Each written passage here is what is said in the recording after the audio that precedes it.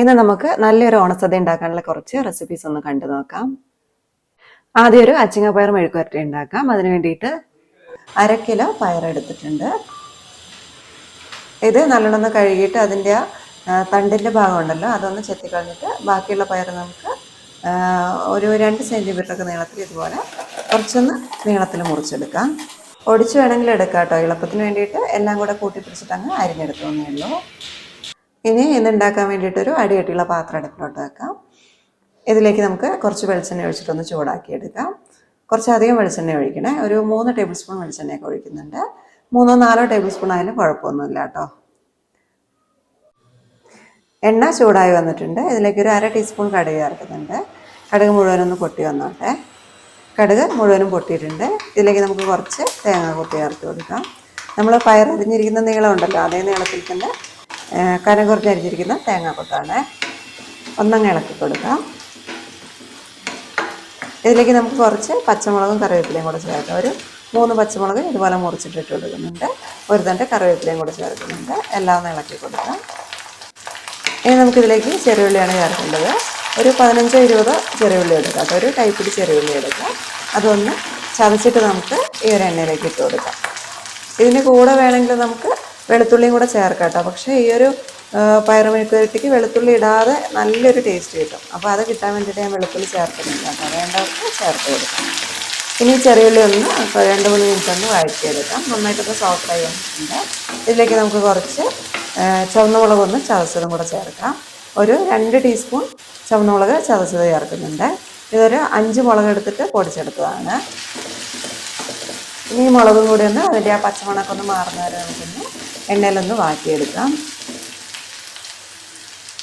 മുളകിൻ്റെ ആ പച്ചമണം നല്ലോണം ഒന്ന് മാറണം കേട്ടോ. ഇപ്പം ആയി വന്നിട്ടുണ്ട്. നമുക്കിതിലേക്ക് അരിഞ്ഞു വെച്ചിരിക്കുന്ന പയർ ചേർത്ത് കൊടുക്കാം. ഇതിൻ്റെ കൂട്ടത്തിൽ തന്നെ നമുക്ക് ഇതിലേക്കുള്ള ഉപ്പും കൂടെ ചേർക്കാം. 1.25 ടീസ്പൂൺ ഉപ്പ് ചേർക്കുന്നുണ്ട്. 2 നുള്ള് മഞ്ഞൾപ്പൊടിയും കൂടെ ചേർക്കുന്നുണ്ട്. എല്ലാം ഒന്ന് ഇളക്കി അരിച്ചെടുക്കാം. ഉപ്പ് വേണമെന്നുണ്ടെങ്കിൽ ആദ്യം ഒരു 1 ടീസ്പൂൺ ചേർക്കാം. എന്നിട്ട് അവസാനം വേണമെന്നുണ്ടെങ്കിൽ ഒരു 1/4 ടീസ്പൂൺ കൂടെ ചേർത്ത് കൊടുക്കാൻ മതി. നോക്കിയിട്ട് ചെയ്തോ. എല്ലാം ഒന്ന് ഇളകി ഒഴിച്ചെടുക്കുന്നുണ്ട്. ഇതിലേക്ക് നമ്മൾ വെള്ളമൊന്നും ഒഴിക്കുന്നില്ല കേട്ടോ. വെള്ളമൊന്നും ഇല്ലാതെ തന്നെ അടച്ചു വെച്ച് തീ നല്ലോണം കുറച്ച് വെച്ചിട്ട് വേവിച്ചെടുത്താൽ മതി. ഇടയ്ക്കിടയ്ക്കൊന്ന് തുറന്നു നോക്കിയിട്ട് ഇളക്കി കൊടുത്തിട്ട് വീണ്ടും അടച്ചു വെച്ചിട്ട് വേവിച്ചെടുക്കണം. അതുപോലെ ഉപ്പൊക്കെ പാകത്തിന് ഉണ്ടോയെന്ന് നോക്കുക. വേണമെന്നുണ്ടെങ്കിൽ ഈ ഒരു സമയത്ത് നമുക്ക് ഉപ്പ് ചേർത്ത് കൊടുത്തിട്ട് പാകത്തിനാക്കിയെടുക്കാം. അപ്പോൾ ഇതാ ഒരു 10 മിനിറ്റൊക്കെ എടുത്തിട്ടുണ്ട് കേട്ടോ. പയർ മെഴുക്കുവരട്ടി ഇവിടെ റെഡി ആയിട്ടുണ്ട്. സദ്യയിലൊക്കെ നമുക്ക് വിളമ്പാൻ പറ്റുന്ന നല്ലൊരു മെഴുക്കുവരട്ടിയാണ് ഇത്. അപ്പോൾ ഈ ഒരു ഓണത്തിന് ഇതും കൂടി ഒന്ന് ഉണ്ടാക്കി നോക്കാം കേട്ടോ. എന്തായാലും ഇഷ്ടമാവുമായിരിക്കും. ഇനി നമുക്ക് പെട്ടെന്ന് ഉണ്ടാക്കാൻ പറ്റുന്ന ഇൻസ്റ്റൻ്റ് ആയിട്ടുള്ളൊരു വെള്ളനാരങ്ങ അച്ചാറിൻ്റെ റെസിപ്പി കാണാം. അതിന് വേണ്ടിയിട്ടൊരു 1/2 കിലോ ചെറുനാരങ്ങ എടുത്തിട്ടുണ്ട്. ഒരു 19 നാരങ്ങയുണ്ട് കേട്ടോ. നല്ല പഴുത്ത നാരങ്ങ എടുക്കുകയാണെങ്കിൽ നല്ലതായിരിക്കും. ആദ്യം നമുക്ക് ഈ നാരങ്ങ ഒന്ന് വാട്ടിയെടുക്കണം. ഒന്നില്ലെങ്കിൽ നമുക്ക് വെള്ളത്തിലിട്ടിട്ട് ഒന്ന് വേവിച്ചെടുക്കാം. അതല്ലെങ്കിൽ ആവി കയറ്റിയിട്ടൊന്ന് വാട്ടിയെടുക്കാം. അതും അല്ലെങ്കിൽ നമ്മൾ ഇഞ്ചി വെളുത്തുള്ളിയൊക്കെ എണ്ണയിൽ വഴറ്റിയെടുക്കുമല്ലോ അതിൻ്റെ കൂടെ ഇട്ടിട്ട് അങ്ങ് വാട്ടിയെടുത്താലും മതി. ഞാനിപ്പം ഇതൊന്ന് ആവി കയറ്റിയിട്ട് വാട്ടിയെടുക്കാൻ പോവുകയാണ്. ഒരു സ്റ്റീമറിലേക്ക് കുറച്ച് വെള്ളം ഒഴിക്കുന്നുണ്ട്. 1 ഗ്ലാസ് വെള്ളം ഒഴിക്കുന്നുണ്ട്. എന്നിട്ട് ഒരു സ്റ്റീമറിലേക്ക് വെച്ചിട്ട് അതിന് മുകളിലേക്ക് നാരങ്ങ വെച്ച് കൊടുക്കുകയാണ്. നന്നായിട്ട് കഴുകി വൃത്തിയാക്കി എടുത്തിരിക്കുന്ന നാരങ്ങയാണ്. ഇനി ഇത് അടച്ചു വെച്ചിട്ടൊന്ന് ആവി കയറ്റാം. ഒരു 3-4 മിനിറ്റ് ആവി കയറ്റിയാൽ മതി. അപ്പോഴേക്കും നാരങ്ങ നല്ല സോഫ്റ്റായിട്ട് വന്നോളും. ഇത് പൊട്ടി തുടങ്ങുന്നതിന് മുൻപായിട്ട് നമുക്ക് ഫ്ലെയിം ഓഫ് ആക്കി കൊടുക്കാം. ഇപ്പോൾ ഏകദേശം ഇത് പൊട്ടാനായിട്ടുണ്ട്. ഒരു 5 മിനിറ്റൊക്കെ വെച്ചാൽ എന്തായാലും പൊട്ടി വരും. അത് വേണ്ട, നമുക്കൊരു 3-4 മിനിറ്റ് ആകുമ്പോൾ തന്നെ ഫ്ലെയിം ഓഫ് ആക്കാം. എല്ലാ നാരങ്ങ ഇവിടെ ആയി വന്നിട്ടുണ്ട്. തൊട്ട് നോക്കാം. ഇതുപോലെ ഒന്ന് അമങ്ങി കളിക്കണം. അതായത് ഒന്ന് സോഫ്റ്റ് ആയിട്ടിരിക്കണം, ഞെങ്ങണം. ഇനി ഇത് ചൂടിൽ നിന്ന് കോരി മാറ്റി വെക്കാം. നല്ലോണം ഇരുന്നൊന്ന് തണുത്ത് വരട്ടെ. തണുത്ത് കഴിയുമ്പോൾ നമുക്ക് ഇതിന് മുകളിലുള്ള വെള്ളമൊക്കെ ഒന്ന് തുടച്ച് കളയാം. ഇതിൻ്റെ ആ ചൊനയൊക്കെ ഉണ്ടാവുമല്ലോ അതൊക്കെ അങ്ങ് തുടച്ച് മാറ്റിയിട്ട് ചെറിയ കഷ്ണങ്ങളാക്കിയിട്ട് മുറിച്ചെടുക്കാം. വേണമെങ്കിൽ അതിൻ്റെ 2 ഭാഗം ഒന്ന് കട്ട് ചെയ്ത് കളയാം കേട്ടോ, കട്ടിയുള്ള ഭാഗം. എന്നിട്ട് ഒരു നാരങ്ങ നമുക്ക് ഇതുപോലെ നീളത്തിൽ 2ആയിട്ട് ഭാഗിക്കാം. എന്നിട്ട് അതിൻ്റെ ഓരോ ഭാഗവും വീണ്ടും 4ആയിട്ട് മുറിച്ചെടുക്കാം കേട്ടോ. ആദ്യം നടുക്ക് കൂടി ഒന്ന് മുറിക്കുക, വീണ്ടും ഒന്നും കൂടെ മുറിച്ച് ചെറുതാക്കിയെടുക്കാം. ഇതൊക്കെ നമ്മുടെ ഇഷ്ടത്തിനനുസരിച്ച് ചെറിയ കഷ്ണമോ വലിയ കഷ്ണമോ ഏത് വേണമെങ്കിലും മുറിച്ചെടുക്കാം കേട്ടോ. നമ്മൾ മുറിക്കുന്നതിൻ്റെ ഇടയിൽ തന്നെ കുരുവൊക്കെ ഉണ്ടെങ്കിൽ അതും അങ്ങ് മാറ്റിക്കളയാം. കുരു ഉണ്ടെങ്കിൽ അച്ചാറിന് കയ്പുണ്ടാവില്ല. അതുകൊണ്ടാണ് മുറിക്കുന്നതിൻ്റെ കൂടെ തന്നെ അങ്ങ് കുരുവൊക്കെ അങ്ങ് എടുത്ത് മാറ്റുക. ഇതേ രീതിയിൽ തന്നെ എല്ലാ നാരങ്ങയും മുറിച്ചെടുക്കാം. എല്ലാ നാരങ്ങ ഞാനിവിടെ മുറിച്ചെടുത്തിട്ടുണ്ട്. നമ്മളത് മുറിക്കുമ്പോൾ കട്ടിംഗ് ബോർഡിലാവുമ്പോൾ നാരങ്ങേൻ്റെ നീരൊന്നും കളയേണ്ട ആവശ്യമില്ല. അതൊക്കെ ഒരു പാത്രത്തിലേക്ക് നാരങ്ങേൻ്റെ കൂടെ തന്നെ ഇട്ട് വെക്കുക, ഒഴിച്ചു വെക്കുക. എന്നിട്ട് നമുക്ക് അച്ചാർ ഉണ്ടാക്കുമ്പോൾ അതിലേക്ക് ഒഴിച്ചാൽ മതി, കളയേണ്ട ആവശ്യമില്ല. ഇനി അച്ചാർ ഉണ്ടാക്കാനായിട്ട് തുടങ്ങാം. ഒരു മൺചട്ടി അടുപ്പിലോട്ട് വെക്കുന്നുണ്ട്. ഇതിലേക്ക് നമുക്ക് എണ്ണ ഒഴിച്ചു കൊടുക്കാം. നല്ലെണ്ണയാണ് ഒഴിക്കുന്നത്, അച്ചാർ കേടാകാതെ കൂടുതൽ നാൾ ഇരുന്നോളും. ഒരു 3-4 ടേബിൾ സ്പൂൺ എണ്ണ ഒഴിച്ചു കൊടുക്കാം. ഞാനിപ്പോൾ 4 ടേബിൾ സ്പൂൺ നല്ലെണ്ണ ഒഴിച്ചു കൊടുക്കുന്നുണ്ട്. ഇനി എണ്ണയൊന്ന് ചൂടായി വരട്ടെ. എണ്ണ ചൂടായി വന്നിട്ടുണ്ട്. ഇതിലേക്ക് 1/2 ടീസ്പൂൺ കടുക് ഇട്ട് കൊടുക്കാം. കടുക് മുഴുവനൊന്ന് പൊട്ടി വന്നോട്ടെ. കടുക് മുഴുവനായിട്ട് പൊട്ടിക്കഴിഞ്ഞിട്ടുണ്ടെങ്കിൽ ഇനി നമുക്കിതിലേക്ക് ഒരു കൈപ്പിടി വെളുത്തുള്ളി അരിഞ്ഞത് ചേർത്ത് കൊടുക്കാം. ഒരു 1/4 കപ്പൊക്കെ ഉണ്ടാവുക. ഒരു 3 ടേബിൾ സ്പൂൺ ഉണ്ട്. വലുതൊക്കെ ഒന്ന് 2 കഷ്ണാക്കിയിട്ട് മുറിച്ചെടുത്തിട്ടുണ്ട്. ചെറുതൊക്കെ മുഴുവനോടെ തന്നെ ഇട്ടിരിക്കുകയാണ്. ഇതിലേക്ക് ഇനി ഇഞ്ചി ചേർത്ത് കൊടുക്കാം. ഇഞ്ചി വെളുത്തുള്ളിൻ്റെ അത്രയും വേണ്ട കേട്ടോ, കുറച്ച് മതി. നീളത്തിലരിഞ്ഞതൊരു 1 ടേബിൾ സ്പൂണൊക്കെ ചേർത്ത് കൊടുക്കുന്നുണ്ട്.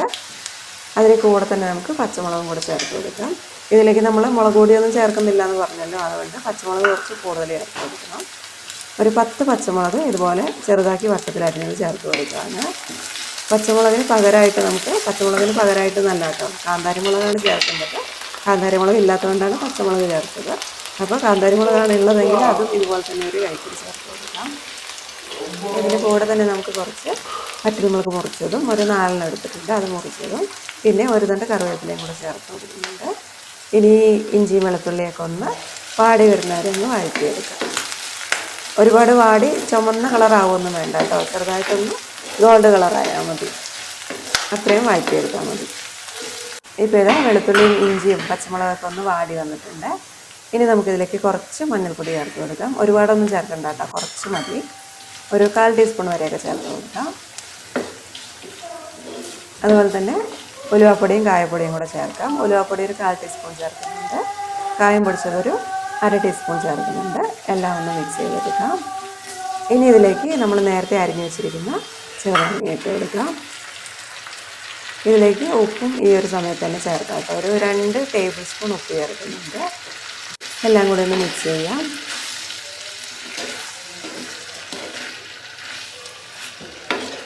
ഇനി നമുക്കിതിലേക്ക് വിനാഗിരിയാണ് ചേർക്കേണ്ടത്. ഒരു 2 ടേബിൾ സ്പൂൺ വിനാഗിരി ചേർക്കുന്നുണ്ട്. ഒരു 1/4 കപ്പ് വരെ ചേർത്താലും കുഴപ്പമൊന്നുമില്ല. ഒരു 3-4 ടേബിൾ സ്പൂണൊക്കെ നമുക്ക് വേണ്ടത് അത്രയും നോക്കിയിട്ട് ചേർത്ത് കൊടുക്കാം കേട്ടോ. ഞാനൊരു 2 ടേബിൾ സ്പൂണാണ് ചേർക്കുന്നത്. ഈ വിനാഗിരി ഒന്ന് ഇതിൻ്റെ ഈ നാരങ്ങേൻ്റെ കൂടെ ഒന്ന് ചൂടായി വന്നോട്ടെ. അതിലും എന്തെങ്കിലുമൊക്കെ വെള്ളത്തിൻ്റെ അംശം ഉണ്ടെങ്കിൽ അതൊന്ന് പോയി കിട്ടാൻ വേണ്ടിയിട്ടാണ് ഒന്ന് ചൂടാക്കി എടുക്കുന്നത്. അതുപോലെ തന്നെ ഈ അച്ചാറിന് ഇപ്പോൾ ചാറൊന്നുമില്ല. അപ്പോൾ ചാറ് വേണമെന്നുണ്ടെങ്കിൽ നമുക്കിതിലേക്ക് കുറച്ച് തിളപ്പിച്ചാറിയ വെള്ളം കൂടെ ചേർത്ത് കൊടുക്കാം. ഞാനൊരു 1/4 കപ്പ് വെള്ളം ചേർക്കുന്നുണ്ട് കേട്ടോ. വെള്ളം ചേർത്ത് കഴിഞ്ഞിട്ടുണ്ടെങ്കിൽ അച്ചാർ വേഗം നാശമായി പോകുമൊന്നുമില്ല. വേണമെന്നുള്ളവർക്ക് ചേർത്ത് കൊടുക്കാം കേട്ടോ വെള്ളം. അതല്ല വെള്ളം വേണ്ടാന്നുണ്ടെങ്കിൽ ഒഴിവാക്കാം. നമ്മൾ ആദ്യം തന്നെ ചെറുനാരങ്ങ ആവി കയറിയിട്ടുണ്ടായിരുന്നല്ലോ, അപ്പോൾ തന്നെ അതിൻ്റെ തൊലിയൊക്കെ സോഫ്റ്റ് ആയിട്ടുണ്ട്. അപ്പോൾ അതുകൊണ്ട് ഈ ഒരു സമയത്ത് കൂടുതൽ നേരിട്ട് തിളപ്പിച്ച് വേവിക്കേണ്ട ആവശ്യമൊന്നുമില്ല. അതുപോലെ തന്നെ ഉപ്പൊക്കെ പാകത്തിനുണ്ടോ എന്ന് നോക്കാം. വേണമെന്നുണ്ടെങ്കിൽ വീണ്ടും ചേർത്ത് കൊടുക്കാം. അതുപോലെ പുളി വേണമെന്നുണ്ടെങ്കിൽ വിനാഗിരി ചേർത്ത് കൊടുക്കാം. വിനാഗിരി ഇനി ചേർക്കുകയാണെങ്കിൽ തിളപ്പിച്ചാറിയത് മാത്രം ചേർത്ത് കൊടുക്കാം കേട്ടോ. കാരണം നേരത്തെ നമ്മൾ ഒഴിച്ചത് ഓൾറെഡി തിളച്ചിട്ടുണ്ടല്ലോ, അതുകൊണ്ട് കുഴപ്പമില്ല. ഇനിയിപ്പോൾ നമ്മൾ ചെറുനാരങ്ങ ഇട്ടിട്ട് വേവിക്കുന്നില്ല, അതുകൊണ്ട് ഇനി പുളി വേണമെന്നുണ്ടെങ്കിൽ തിളപ്പിച്ചാറിയ വിനാഗിരി മാത്രം ചേർത്ത് കൊടുക്കാം. നമ്മൾ വെള്ളം ചേർത്തത് കൊണ്ട് തന്നെ ഇത്രയും ചാറുണ്ട് കേട്ടോ. അപ്പോൾ ഇനി നമുക്ക് ഫ്ലെയിം ഓഫാക്കി കൊടുക്കാം. അച്ചാർ ഇവിടെ റെഡി ആയിട്ടുണ്ട്. പിന്നെ നമുക്ക് ഈ അച്ചാറിൻ്റെ ടേസ്റ്റ് ഒന്ന് ബാലൻസ് ചെയ്യാൻ വേണ്ടിയിട്ടും പിന്നെ നല്ലൊരു ടേസ്റ്റ് കിട്ടാനും വേണ്ടിയിട്ട് നമുക്ക് കുറച്ച് പഞ്ചസാരയും കൂടെ ചേർക്കാം കേട്ടോ. ഒരു നുള്ളു പഞ്ചസാരയും കൂടെ ചേർക്കുന്നുണ്ട്. ഇത് ഓപ്ഷണലാണ്, വേണമെന്നുള്ളവർക്ക് ചേർക്കാം, ഇല്ലാത്തവർക്ക് ഒഴിവാക്കാം. പക്ഷെ ചേർക്കുകയാണെങ്കിൽ നല്ലൊരു ടേസ്റ്റ് ആയിരിക്കുമേ. ഇപ്പോൾ അച്ചാർ നല്ല ചൂടായിട്ടല്ലേ ഇരിക്കുന്നത്. ഇനി നമുക്കിത് തണുക്കാനായിട്ട് മാറ്റി വെക്കാം. തണുത്ത് കഴിയുമ്പോൾ നമുക്ക് ചില്ലുകുപ്പിയിലേക്ക് ഇട്ട് വെച്ചിട്ട് അടച്ച് സൂക്ഷിക്കാം. ശർക്കര വരട്ടി എങ്ങനെയാണ് തയ്യാറാക്കുന്നതെന്ന് നോക്കാം. അതിനായിട്ട് ഞാനിവിടെ 4 മൂത്ത നേന്ത്രക്കായ എടുത്ത് വെച്ചിട്ടുണ്ട്. ആദ്യം നേന്ത്രക്കായൻ്റെ തൊലി ഒന്ന് കളഞ്ഞെടുക്കണം. അതിന് വേണ്ടിയിട്ട് 2 ഭാഗം ഇതേപോലെ ഒന്ന് കട്ട് ചെയ്ത് കളയുക. എന്നിട്ട് തൊലി മാത്രം മുറിയുന്ന രീതിയിൽ കത്തിയും കൊണ്ട് ഇതുപോലെ ഒന്ന് വരഞ്ഞു കൊടുക്കുക. എന്നിട്ട് തൊലി പതുക്കി അങ്ങ് ഇളക്കി മാറ്റി കൊടുത്താൽ മതി.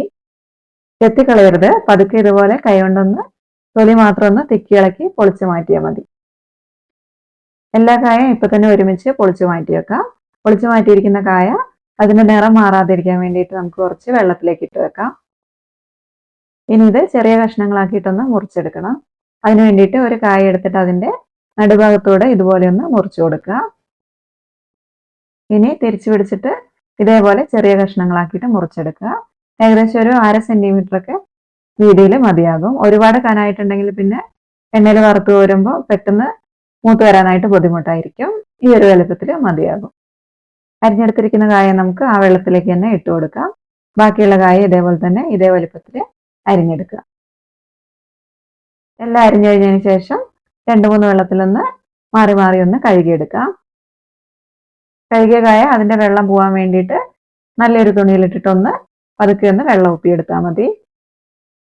കഴുകിയിട്ടില്ലെങ്കിലും കുഴപ്പമൊന്നുമില്ല. കായ തൊലി പൊളിച്ചതിന് ശേഷം കഴുകിയിട്ട് നല്ല തുണിയിലൊന്ന് തുടച്ചെടുത്താൽ മതി. എന്നിട്ട് നമ്മൾ വറുത്തെടുക്കുന്നതിന്റെ തൊട്ട് മുൻപ് മാത്രം അരിഞ്ഞെടുത്താൽ മതി. ഇനി ഇത് വറുത്തെടുക്കണം. അതിനായിട്ട് ഒരു ചീനച്ചട്ടിയിലേക്ക് 1/2 ലിറ്റർ വെളിച്ചെണ്ണ ഒഴിച്ചു കൊടുക്കുകയാണ്. ശർക്കര വരട്ടിയും അതുപോലെ കായ വറുത്തതൊക്കെ എപ്പോഴും വെളിച്ചെണ്ണയിൽ ഉണ്ടാക്കുന്നതായിരിക്കും ടേസ്റ്റ്. ഈ എണ്ണ നന്നായിട്ടൊന്ന് ചൂടായി വരട്ടെ. എണ്ണ നന്നായിട്ട് ചൂടായാൽ മാത്രമേ അതിലേക്ക് കായ ഇട്ട് കൊടുക്കാനായിട്ട് പാടുള്ളൂ. ഓരോ കൈപ്പിടി വീതം നമുക്ക് എണ്ണൻ്റെ പല ഭാഗത്തേക്കായിട്ട് ഇട്ട് കൊടുക്കാം. കഴുകി വൃത്തിയാക്കി തൊലി കളഞ്ഞതിന് ശേഷം 1/2 കിലോ കായയാണ് നമ്മളിപ്പോൾ വറുത്ത് വരുന്നത്. അതിൽ ആദ്യം പകുതി ഇട്ട് കൊടുത്തു. ഇനി ബാക്കിയുള്ളത് രണ്ടാമത്തെ ബാച്ചായിട്ട് ഉണ്ടാക്കിയെടുക്കാം. കായ എണ്ണയിലേക്ക് ഇട്ട് കൊടുക്കുന്ന സമയത്ത് എണ്ണ ഇതേപോലെ നന്നായിട്ട് പതഞ്ഞു വരും. ഈ ഒരു സമയത്ത് കായ ഇളക്കി കൊടുക്കാനേ പാടില്ല. കായേൻ്റെ ഉൾഭാഗം നന്നായിട്ട് വെന്ത് വരാൻ വേണ്ടിയിട്ടാണ് നമ്മൾ ഇതേപോലെ ഇളക്കി കൊടുക്കാതെ ഇരിക്കുന്നത്. ഒരു 5 മിനിറ്റ് കഴിയുമ്പോൾ എണ്ണൻ്റെ പതയൊക്കെ ഒന്ന് കുറയും. അപ്പോൾ നമുക്ക് കായ എല്ലാം കൂടെ ഒരുമിച്ച് ഒട്ടിപ്പിടിച്ചിരിക്കുന്നത് പോലെ കാണാം. കണ്ടില്ലേ? ഇതുപോലെ. ഈ ഒരു സമയത്ത് മാത്രം നമുക്ക് ഇതേപോലെ ഒരു അരിപ്പ് തവി വെച്ചിട്ട് പതുക്കി ഒന്ന് എല്ലാ കായും വേറെ വേറെ ആവുന്നതിന് വേണ്ടിയിട്ടൊന്ന് ഇളക്കി കൊടുക്കാം. ഇപ്പോഴും നമ്മൾ തീ കൂട്ടി തന്നെയാണ് വെച്ചിരിക്കുന്നത്. 5 മിനിറ്റും കൂടെ ഇതേപോലെ നല്ല തീയിൽ കിടന്നിട്ട് ഒന്നും കൂടി ഒന്ന് ആയി വരട്ടെ. ഇപ്പോൾ മൊത്തം ഒരു 15 മിനിറ്റ് കഴിഞ്ഞിട്ടുണ്ടാവും. എണ്ണേൻ്റെ പതയൊക്കെ നന്നായിട്ട് കുറഞ്ഞു വന്നിട്ടുണ്ട്. ഈ ഒരു സമയത്ത് നമുക്ക് ഫ്ലെയിമിൽ ഓയിലേക്ക് വെച്ച് കൊടുക്കാം. ഇനി ചെറിയ തീയിലിരുന്നിട്ട് നേരത്തെ വെന്ത് വന്നിരിക്കുന്ന കായ ഒന്നും കൂടി ഒന്ന് നന്നായിട്ട് ഉള്ളൊക്കെ നന്നായിട്ട് മൂത്ത് വരട്ടെ. ഇപ്പം നമുക്ക് കാണുമ്പോൾ കായ നന്നായിട്ട് മൊരിഞ്ഞു വന്നെന്ന് തോന്നും. പക്ഷേ ഇതിൻ്റെ ഉൾഭാഗം നല്ല സോഫ്റ്റ് ആയിട്ടായിരിക്കും ഇരിക്കുന്നത്. അപ്പോൾ അതൊന്ന് മൂത്ത് വരട്ടെ. തീ കുറച്ച് വെച്ചതിന് ശേഷം ഒരു 10 മിനിറ്റും കൂടെ കഴിയുമ്പോഴേക്കും കായൊക്കെ നന്നായിട്ട് കോരാൻ പാകത്തിന് മൂത്ത് വന്നിട്ടുണ്ടാകും. പുറം ഭാഗമൊക്കെ ചെറിയൊരു ചുവപ്പ് കളറായിട്ട് നമുക്ക് കാണാൻ പറ്റുന്നില്ല. ഇത് കരിഞ്ഞു പോയതല്ല, കായ നന്നായിട്ട് മൂത്ത് വന്നിരിക്കുന്നതാണ്. നമ്മൾ കായ വറുത്തത് ഇന്നലെ ഉണ്ടാക്കിയപ്പോൾ ഉപ്പുവെള്ളം കുടയുന്നത് കാണിച്ചില്ല അവസാനം. അതേപോലെ കായ മൂത്ത് വന്നു എന്ന് ഉറപ്പ് വരുത്തുന്നതിന് വേണ്ടിയിട്ട് വേണമെങ്കിൽ കുറച്ച് പച്ചവെള്ളം ഒന്ന് ഇതിൻ്റെ മുകളിലേക്ക് ഒന്ന് തളിച്ചു കൊടുക്കുക. ഒരുപാട് വേണ്ട, ചെറുതായിട്ടൊന്ന് കുടഞ്ഞു കൊടുത്താൽ മതി. അപ്പോൾ ആ വെള്ളത്തിൻ്റെ ആവിയും കൊണ്ട് കായ ഒന്നും കൂടി ഒന്ന് നന്നായിട്ട് മൊരിഞ്ഞു വന്നോളൂ. ശർക്കര വരട്ടിക്ക് വെച്ച് ഉപ്പുവെള്ളം വേണ്ട കേട്ടോ, വെറും പച്ചവെള്ളം തന്നെ മതി. ഇനി ആ വെള്ളത്തിൻ്റെ പൊട്ടലൊക്കെ ഒന്ന് മാറിക്കഴിയുമ്പോൾ നമുക്ക് ചിപ്സ് എണ്ണയിൽ നിന്ന് കോരിയെടുക്കാം. കോരിയിട്ടൊരു സ്ട്രെയിനറിലേക്ക് 1-2 ടിഷ്യൂ പേപ്പർ വെച്ചിട്ട് അതിലേക്ക് ഇട്ട് കൊടുത്താൽ മതി. കായ ഉൾഭാഗമൊക്കെ നന്നായിട്ട് മൂത്ത് വന്നു നമുക്ക് തോന്നുകയാണെങ്കിൽ പിന്നെ വെള്ളം കൊടേണ്ട ആവശ്യമില്ല കേട്ടോ. എന്നാലും നമ്മൾ ഉണ്ടാക്കുന്ന സമയത്ത് ചിലപ്പോൾ ഉൾഭാഗം പൊടിച്ച് നോക്കുമ്പോൾ സോഫ്റ്റ് ആയിട്ട് തന്നെയായിരിക്കും ഇരിക്കുന്നത്. അപ്പോൾ ആ സമയത്ത് വീണ്ടും വറുത്ത് കോരി എടുക്കേണ്ടി വരും. അതുകൊണ്ട് ഇപ്പം തന്നെ വെള്ളം കുടഞ്ഞിട്ട് അങ്ങ് വറുത്തിട്ടുണ്ടെങ്കിൽ നന്നായിരിക്കും. ഞാൻ പകുതി കായ മാത്രമേ ആദ്യം ഇട്ട് കൊടുത്തിട്ടുണ്ടായിരുന്നുള്ളൂ. ബാക്കിയുള്ള കായം കൂടെ ഈ ഒരു രീതിയിൽ തന്നെ ഉണ്ടാക്കിയെടുക്കുകയാണ്. ഈ ഒരു എണ്ണയിൽ ഇനിയും വേണമെങ്കിൽ നമുക്ക് ശർക്കര വരട്ടിക്കുള്ള കായ വറുത്തെടുക്കാം. അതല്ലെങ്കിൽ ചിപ്സ് ഉണ്ടാക്കുന്നതിന് വേണ്ടിയിട്ടും ഉപയോഗിക്കാം. മുഴുവൻ കായ ഞാനിവിടെ വറുത്ത് കോരി എടുത്തിട്ടുണ്ട്. ഇത് തണുക്കുന്നതിന് വേണ്ടിയിട്ട് പരന്ന ഒരു പാത്രത്തിലേക്ക് മാറ്റി വെച്ചിട്ടുണ്ട്. ഈ ഒരു കായ നന്നായിട്ട് തണുത്തതിന് ശേഷം മാത്രമേ ശർക്കര വരട്ടി ഉണ്ടാക്കാനായിട്ട് ഉപയോഗിക്കാൻ പാടുള്ളൂ. ഇതിന് കുറച്ചെങ്കിലും ചൂട് ബാക്കിയുണ്ടെങ്കിൽ നമ്മൾ ചൂടുള്ള ശർക്കരയിലേക്ക് കായ ഇടുന്ന സമയത്ത് ഇതിൻ്റെ ഉൾഭാഗം കുറച്ചൊന്ന് സോഫ്റ്റായി പോകും. അതുകൊണ്ട് നന്നായിട്ട് തണുത്തതിന് ശേഷം മാത്രം ശർക്കര വരട്ടി ഉണ്ടാക്കിയാൽ മതി. ഇതിപ്പോൾ അരമണിക്കൂർ കഴിഞ്ഞിട്ടുണ്ട്. നമുക്കിത് വേണമെങ്കിൽ ഒരാഴ്ചയോ 2 ആഴ്ചയോ വേണമെങ്കിൽ എടുത്തു വെച്ചാലും കുഴപ്പമൊന്നുമില്ല. നമുക്ക് ആവശ്യമുള്ള സമയത്ത് ശർക്കര വരട്ടിയായിട്ട് ഉണ്ടാക്കിയെടുത്താൽ മതി. ഇനി ശർക്കര ഒന്ന് ഉരുക്കിയെടുക്കണം. 1/2 കിലോ കായ്ക്ക് 200 ഗ്രാം ശർക്കരയാണ് എടുത്തിട്ടുള്ളത്. 4 അച്ചുണ്ട്. ഇത് പൊടിച്ചെടുക്കുകയാണെങ്കിൽ 1 കപ്പ് ശർക്കര ഉണ്ടാകും. ഇനി ഇതൊരു പാനിലേക്ക് ഇട്ട് കൊടുക്കാം. ഇതിലേക്ക് 1/2 കപ്പ് വെള്ളം ഒഴിച്ചിട്ട് ഇതൊന്ന് ഉരുക്കിയെടുക്കാം. ഇപ്പോൾ ശർക്കരയൊക്കെ ഒന്ന് ഉരുക്കി വന്നിട്ടുണ്ട്. ഇതിലെന്തെങ്കിലും കരടൊക്കെ ഉണ്ടെങ്കിൽ പോകുന്നതിന് വേണ്ടിയിട്ട് നമുക്കിതൊന്ന് ഒരു അരിപ്പയിലൂടെ അരിച്ചു കൊടുക്കാം. ശർക്കര പാകമായി കഴിഞ്ഞതിന് ശേഷം കായ ഇട്ട് കൊടുത്തിട്ട് നമുക്ക് മിക്സ് ചെയ്യാൻ പാകത്തിനുള്ള ഒരു പാത്രത്തിലേക്ക് ഒഴിച്ചു കൊടുക്കണം. ഫ്ലെയിം ഓൺ ചെയ്ത് കൊടുക്കുക. എന്നിട്ട് തിളച്ച് വരുന്ന സമയത്ത് ലോ ഫ്ലെയിമിലേക്ക് വെച്ച് കൊടുക്കുക. ഇതിപ്പോൾ പരുവായി വരുന്നതേ ഉള്ളൂ. നമ്മൾ ഇതുപോലെ ഇളക്കിയിട്ടൊന്ന് കോരി ഒഴിച്ചു കൊടുക്കുമ്പോൾ തവിന്ന് ഒഴുകി വീണു പോവുകയാണ്. അപ്പോൾ ഇത് ആയിട്ടില്ല. 2-3 മിനിറ്റും കൂടെ കഴിയുമ്പോൾ ഈ വലിയ കുമ്പളകളൊക്കെ പൊട്ടി പൊട്ടി പോകുന്നത് കാണാം. നമ്മൾ തവിയും കൊണ്ട് ഇതുപോലെ ഇളക്കുന്ന സമയത്ത് ശർക്കര ഒട്ടും പാത്രത്തിൽ ഒട്ടിപ്പിടിക്കാതെ നമുക്ക് ഇതേപോലെ ആക്കിയെടുക്കാനായിട്ട് പറ്റുന്നുണ്ട്. ഇപ്പോൾ ശർക്കര ഏതാണ്ട് പാകമായി വന്നിട്ടുണ്ട്. പാകമായെന്ന് അറിയുന്നതിന് വേണ്ടിയിട്ട് ശർക്കരയിൽ നിന്ന് കുറച്ചെടുത്തിട്ട് 2 വിരലിൻ്റെ ഇടയിൽ വെച്ചിട്ട് ഇതുപോലെ ഒന്ന് ആക്കി നോക്കുക. ഇപ്പോൾ ഒരു നൂലായിട്ട് ഉണ്ടായി വരുന്നുണ്ട്. ഇതാണ് ഒരു നൂൽ പാകം എന്ന് പറയുന്നത്. ഒരു നൂൽ പാകം ആയിക്കഴിഞ്ഞാലും 1 മിനിറ്റും കൂടി ഒന്ന് ശർക്കര ഇളക്കിയെടുക്കുക. ഇനി ഫ്ലെയിം ഓഫ് ചെയ്ത് കൊടുക്കാം. ഫ്ലെയിം ഓഫാക്കിയതിന് ശേഷം 2 മിനിറ്റ് കഴിഞ്ഞിട്ട് വേണം ബാക്കിയുള്ള കാര്യങ്ങളൊക്കെ ചെയ്യാൻ. ശർക്കരപ്പാനി ഒന്നങ്ങ് ചൂടങ്ങ് തണുക്കട്ടെ. സ്റ്റവിൻ്റെ മുകളിൽ വെച്ചിട്ട് തന്നെ വേണമെങ്കിലും ചെയ്യാം, അതല്ലെങ്കിൽ ചവന്ന് ഇറക്കി വെച്ചിട്ട് വേണമെങ്കിലും ചെയ്യാം. ഇനി ഇതിലേക്ക് നേരത്തെ വറുത്ത് കോരി വെച്ച തണുത്ത് വന്നിരിക്കുന്ന കായ ചേർത്ത് കൊടുക്കാം. എന്നിട്ട് ശർക്കരപ്പാനി കായേൻ്റെ എല്ലാ ഭാഗത്തേക്കും ആവുന്ന രീതിയിൽ നന്നായിട്ടൊന്ന് ഇളക്കി യോജിപ്പിച്ചെടുക്കാം. ആദ്യം ഇളക്കുമ്പോൾ നമുക്ക് ഒട്ടിപ്പിടിക്കുന്നത് പോലെ തോന്നും. പക്ഷേ ചൂട് തണുക്കുന്നതിനനുസരിച്ച് ഓരോ കായും വിട്ട് വിട്ട് നമുക്ക് കിട്ടിക്കോളും. ശർക്കര കായേൻ്റെ എല്ലാ ഭാഗത്തേക്കും ആയിക്കഴിഞ്ഞു. ഇനി നമുക്കിതിലേക്ക് കുറച്ച് സ്പൈസസ് ചേർക്കാനുണ്ട്. 1.5 ടീസ്പൂൺ ചുക്ക് പൊടിച്ചത്, 1/2 ടീസ്പൂൺ ഏലക്കായ, 1/2 ടീസ്പൂൺ തന്നെ വേണമെന്നില്ല, 1/4 ടീസ്പൂൺ ആയാലും മതി. പിന്നെ 3/4 ടീസ്പൂൺ ജീരകം ഒന്ന് വറുത്തിട്ട് പൊടിച്ചതാണ്. ഇതും കൂടെ ചേർത്തിട്ട് നന്നായിട്ടൊന്ന് ഇളക്കി യോജിപ്പിച്ചെടുക്കാം. പൊടികളൊക്കെ എല്ലാ ഭാഗത്തേക്കും ആയിക്കഴിഞ്ഞു. എന്നാലും ഇതൊന്ന് വിട്ട് കിട്ടാനായിട്ടുണ്ട്. അതുകൊണ്ട് ഇതിലേക്ക് 1 ടീസ്പൂൺ അരിപ്പൊടി ചേർത്ത് കൊടുക്കുകയാണ്. അരിപ്പൊടിയും കൂടെ ചേർത്തിട്ട് ഒന്നും കൂടി ഒന്ന് ഇളക്കിയെടുക്കാം. ഇപ്പോൾ ചൂട് കുറഞ്ഞു വരുന്നുണ്ട്. ഇളക്കാനായിട്ട് എളുപ്പമായി തുടങ്ങിയിട്ടുണ്ട്. അതുപോലെ ഒട്ടിപ്പിടിച്ചിരിക്കുന്ന ശർക്കര വരട്ടിയൊക്കെ തവിയും കൊണ്ട് തന്നെ ഒന്ന് വേറെ ആക്കി ഇട്ട് കൊടുക്കാം. 2-3 മിനിറ്റ് കഴിയുമ്പോഴേക്കും ഇതുപോലെ നന്നായിട്ട് തണുത്ത് കഴിയുമ്പോൾ വേഗം തന്നെ ഇളക്കാനും പറ്റും. എല്ലാം വേറെ ആയിട്ട് കിട്ടുകയും ചെയ്യും. അവസാനം ചേർത്ത അരിപ്പൊടിക്ക് പകരമായിട്ട് വേണമെങ്കിൽ നമ്മൾ ചോറ് വെക്കുന്ന അരിയില്ലേ, അതൊന്ന് വറുത്തിട്ട് ആ പൊടി ചേർത്ത് കൊടുത്താലും മതി കേട്ടോ. അതല്ലെങ്കിൽ പഞ്ചസാര പൊടിച്ചിട്ട് ചേർത്ത് കൊടുത്താലും മതി. അപ്പോൾ ഇത്രയേ ഉള്ളൂ. വളരെ സിമ്പിളാണ്. ശർക്കര വരട്ടിയുടെ റെഡി ആയിട്ടുണ്ട്. എല്ലാവരും ഈ രീതിയിലൊന്ന് തയ്യാറാക്കി നോക്കണം. ഇനി നമുക്ക് വളരെ പെട്ടെന്ന് തന്നെ 10 മിനിറ്റിൻ്റെ ഉള്ളിൽ എങ്ങനെയാണ് നല്ലൊരു കായ വറുത്തത് തയ്യാറാക്കി എടുക്കുന്നതെന്ന് നോക്കാം. കായ വറുത്തത് ഉണ്ടാക്കാൻ വേണ്ടിയിട്ട് എപ്പോഴും നല്ല മൂത്ത നേന്ത്രക്കായ നോക്കിയിട്ട് വേണം എടുക്കാൻ. അതിൻ്റെ ഉൾഭാഗം ചെറിയൊരു പിങ്ക് കളറായിട്ടായിരിക്കും ഉണ്ടാവുക. പക്ഷേ മൂക്കാത്ത കായ്ക്കാണെങ്കിൽ അതിൻ്റെ ഉൾഭാഗം നല്ല വെള്ള കളറായിട്ടായിരിക്കും ഉണ്ടാവുക. ഞാനിവിടെ ചിപ്സ് ഉണ്ടാക്കുന്നതിന് വേണ്ടിയിട്ട് 4 വലിയ കായ എടുത്തു വെച്ചിട്ടുണ്ട്. ആദ്യം അതിൻ്റെ 2 ഭാഗം ഒന്ന് മുറിച്ച് കളയാം. എന്നിട്ട് ഇതേപോലെ മുകൾ ഭാഗം തൊട്ട് താഴ്ഭാഗം വരെ അതിൻ്റെ തോല് മാത്രം മുറിയുന്ന രീതിയിലൊന്ന് കത്തി കൊണ്ട് ഇതുപോലെ ഒന്ന് മുറിച്ച് കൊടുക്കുക. ഇനി ഇതിൻ്റെ തോല് മാത്രം ഒന്ന് കൈകൊണ്ട് ഇളക്കി മാറ്റി കളയുക. കായ വറുത്തത് നമുക്ക് എളുപ്പത്തിൽ തന്നെ 3 രീതിയിൽ ഉണ്ടാക്കിയെടുക്കാം. ആ 3 രീതി ഞാനിവിടെ വീഡിയോയിൽ കാണിക്കുന്നുണ്ട്. എല്ലാവരും വീഡിയോ ഒന്ന് മുഴുവനായിട്ട് കാണണേ. ചിപ്സ് ഉണ്ടാക്കാൻ തുടങ്ങുന്നതിന് മുൻപായിട്ട് ഉണ്ടാക്കി കഴിഞ്ഞതിന് ശേഷം തളിക്കാനുള്ള ഉപ്പുവെള്ളം ഒന്ന് ആദ്യം തന്നെ റെഡിയാക്കി വെക്കണം. ഒരു ബൗളിലേക്ക് 4 കപ്പ് വെള്ളം എടുത്തിട്ടുണ്ട്. ഇതിലേക്ക് 2 ടീസ്പൂൺ ഉപ്പൊന്ന് കലക്കി വെക്കുക. ഇനി നമുക്ക് കായ വറുക്കാനായിട്ടുള്ള എണ്ണയൊന്ന് ചൂടാക്കി എടുക്കാം. ഒരു ചീനച്ചട്ടിയിലേക്ക് 1/2 ലിറ്റർ വെളിച്ചെണ്ണ ഒഴിച്ചു കൊടുക്കുന്നുണ്ട്.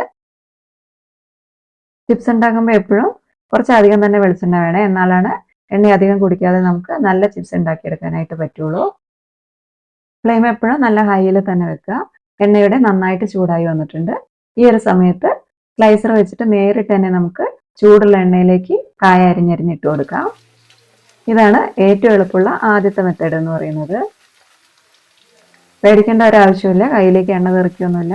നമുക്ക് ധൈര്യമായിട്ട് തന്നെ ഇതേപോലെ അരിഞ്ഞ് എണ്ണയിലേക്ക് ഇട്ട് കൊടുക്കാം. നമ്മൾ കായ അരിഞ്ഞിട്ട് കൊടുക്കുന്ന സമയത്ത് തന്നെ എണ്ണ ഇതേപോലെ നന്നായിട്ട് പതഞ്ഞു പോകും.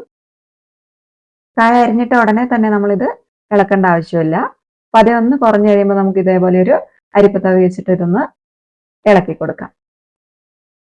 കുറച്ച് സമയം കൂടെ കഴിയുമ്പോൾ ഇതേപോലെ പതയൊക്കെ നന്നായിട്ട് കുറഞ്ഞു വരുന്നതായിട്ട് കാണുന്നില്ലേ?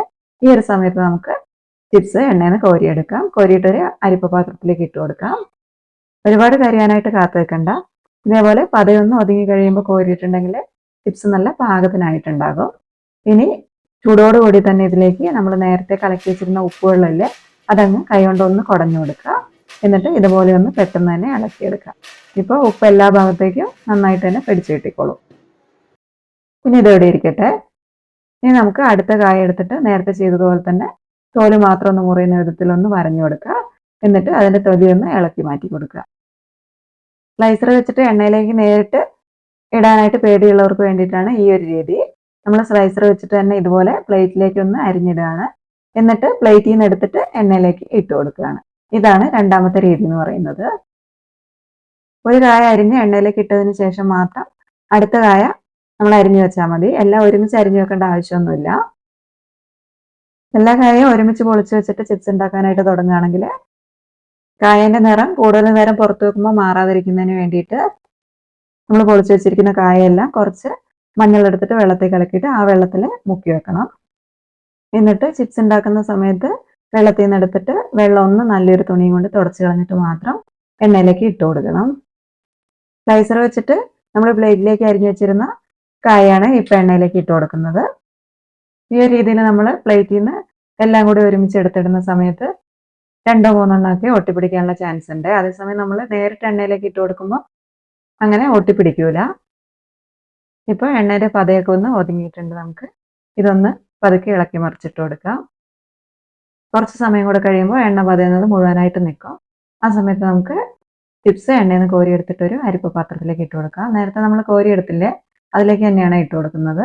ഇനി ഇതിലേക്ക് ചൂട് പോകുന്നതിന് മുൻപായിട്ട് തന്നെ ഉപ്പുവെള്ളം ഒന്ന് കൈകൊണ്ട് ഇളക്കിയിട്ട് 1-2 തവണ ഒന്ന് കുടഞ്ഞു കൊടുക്കുക.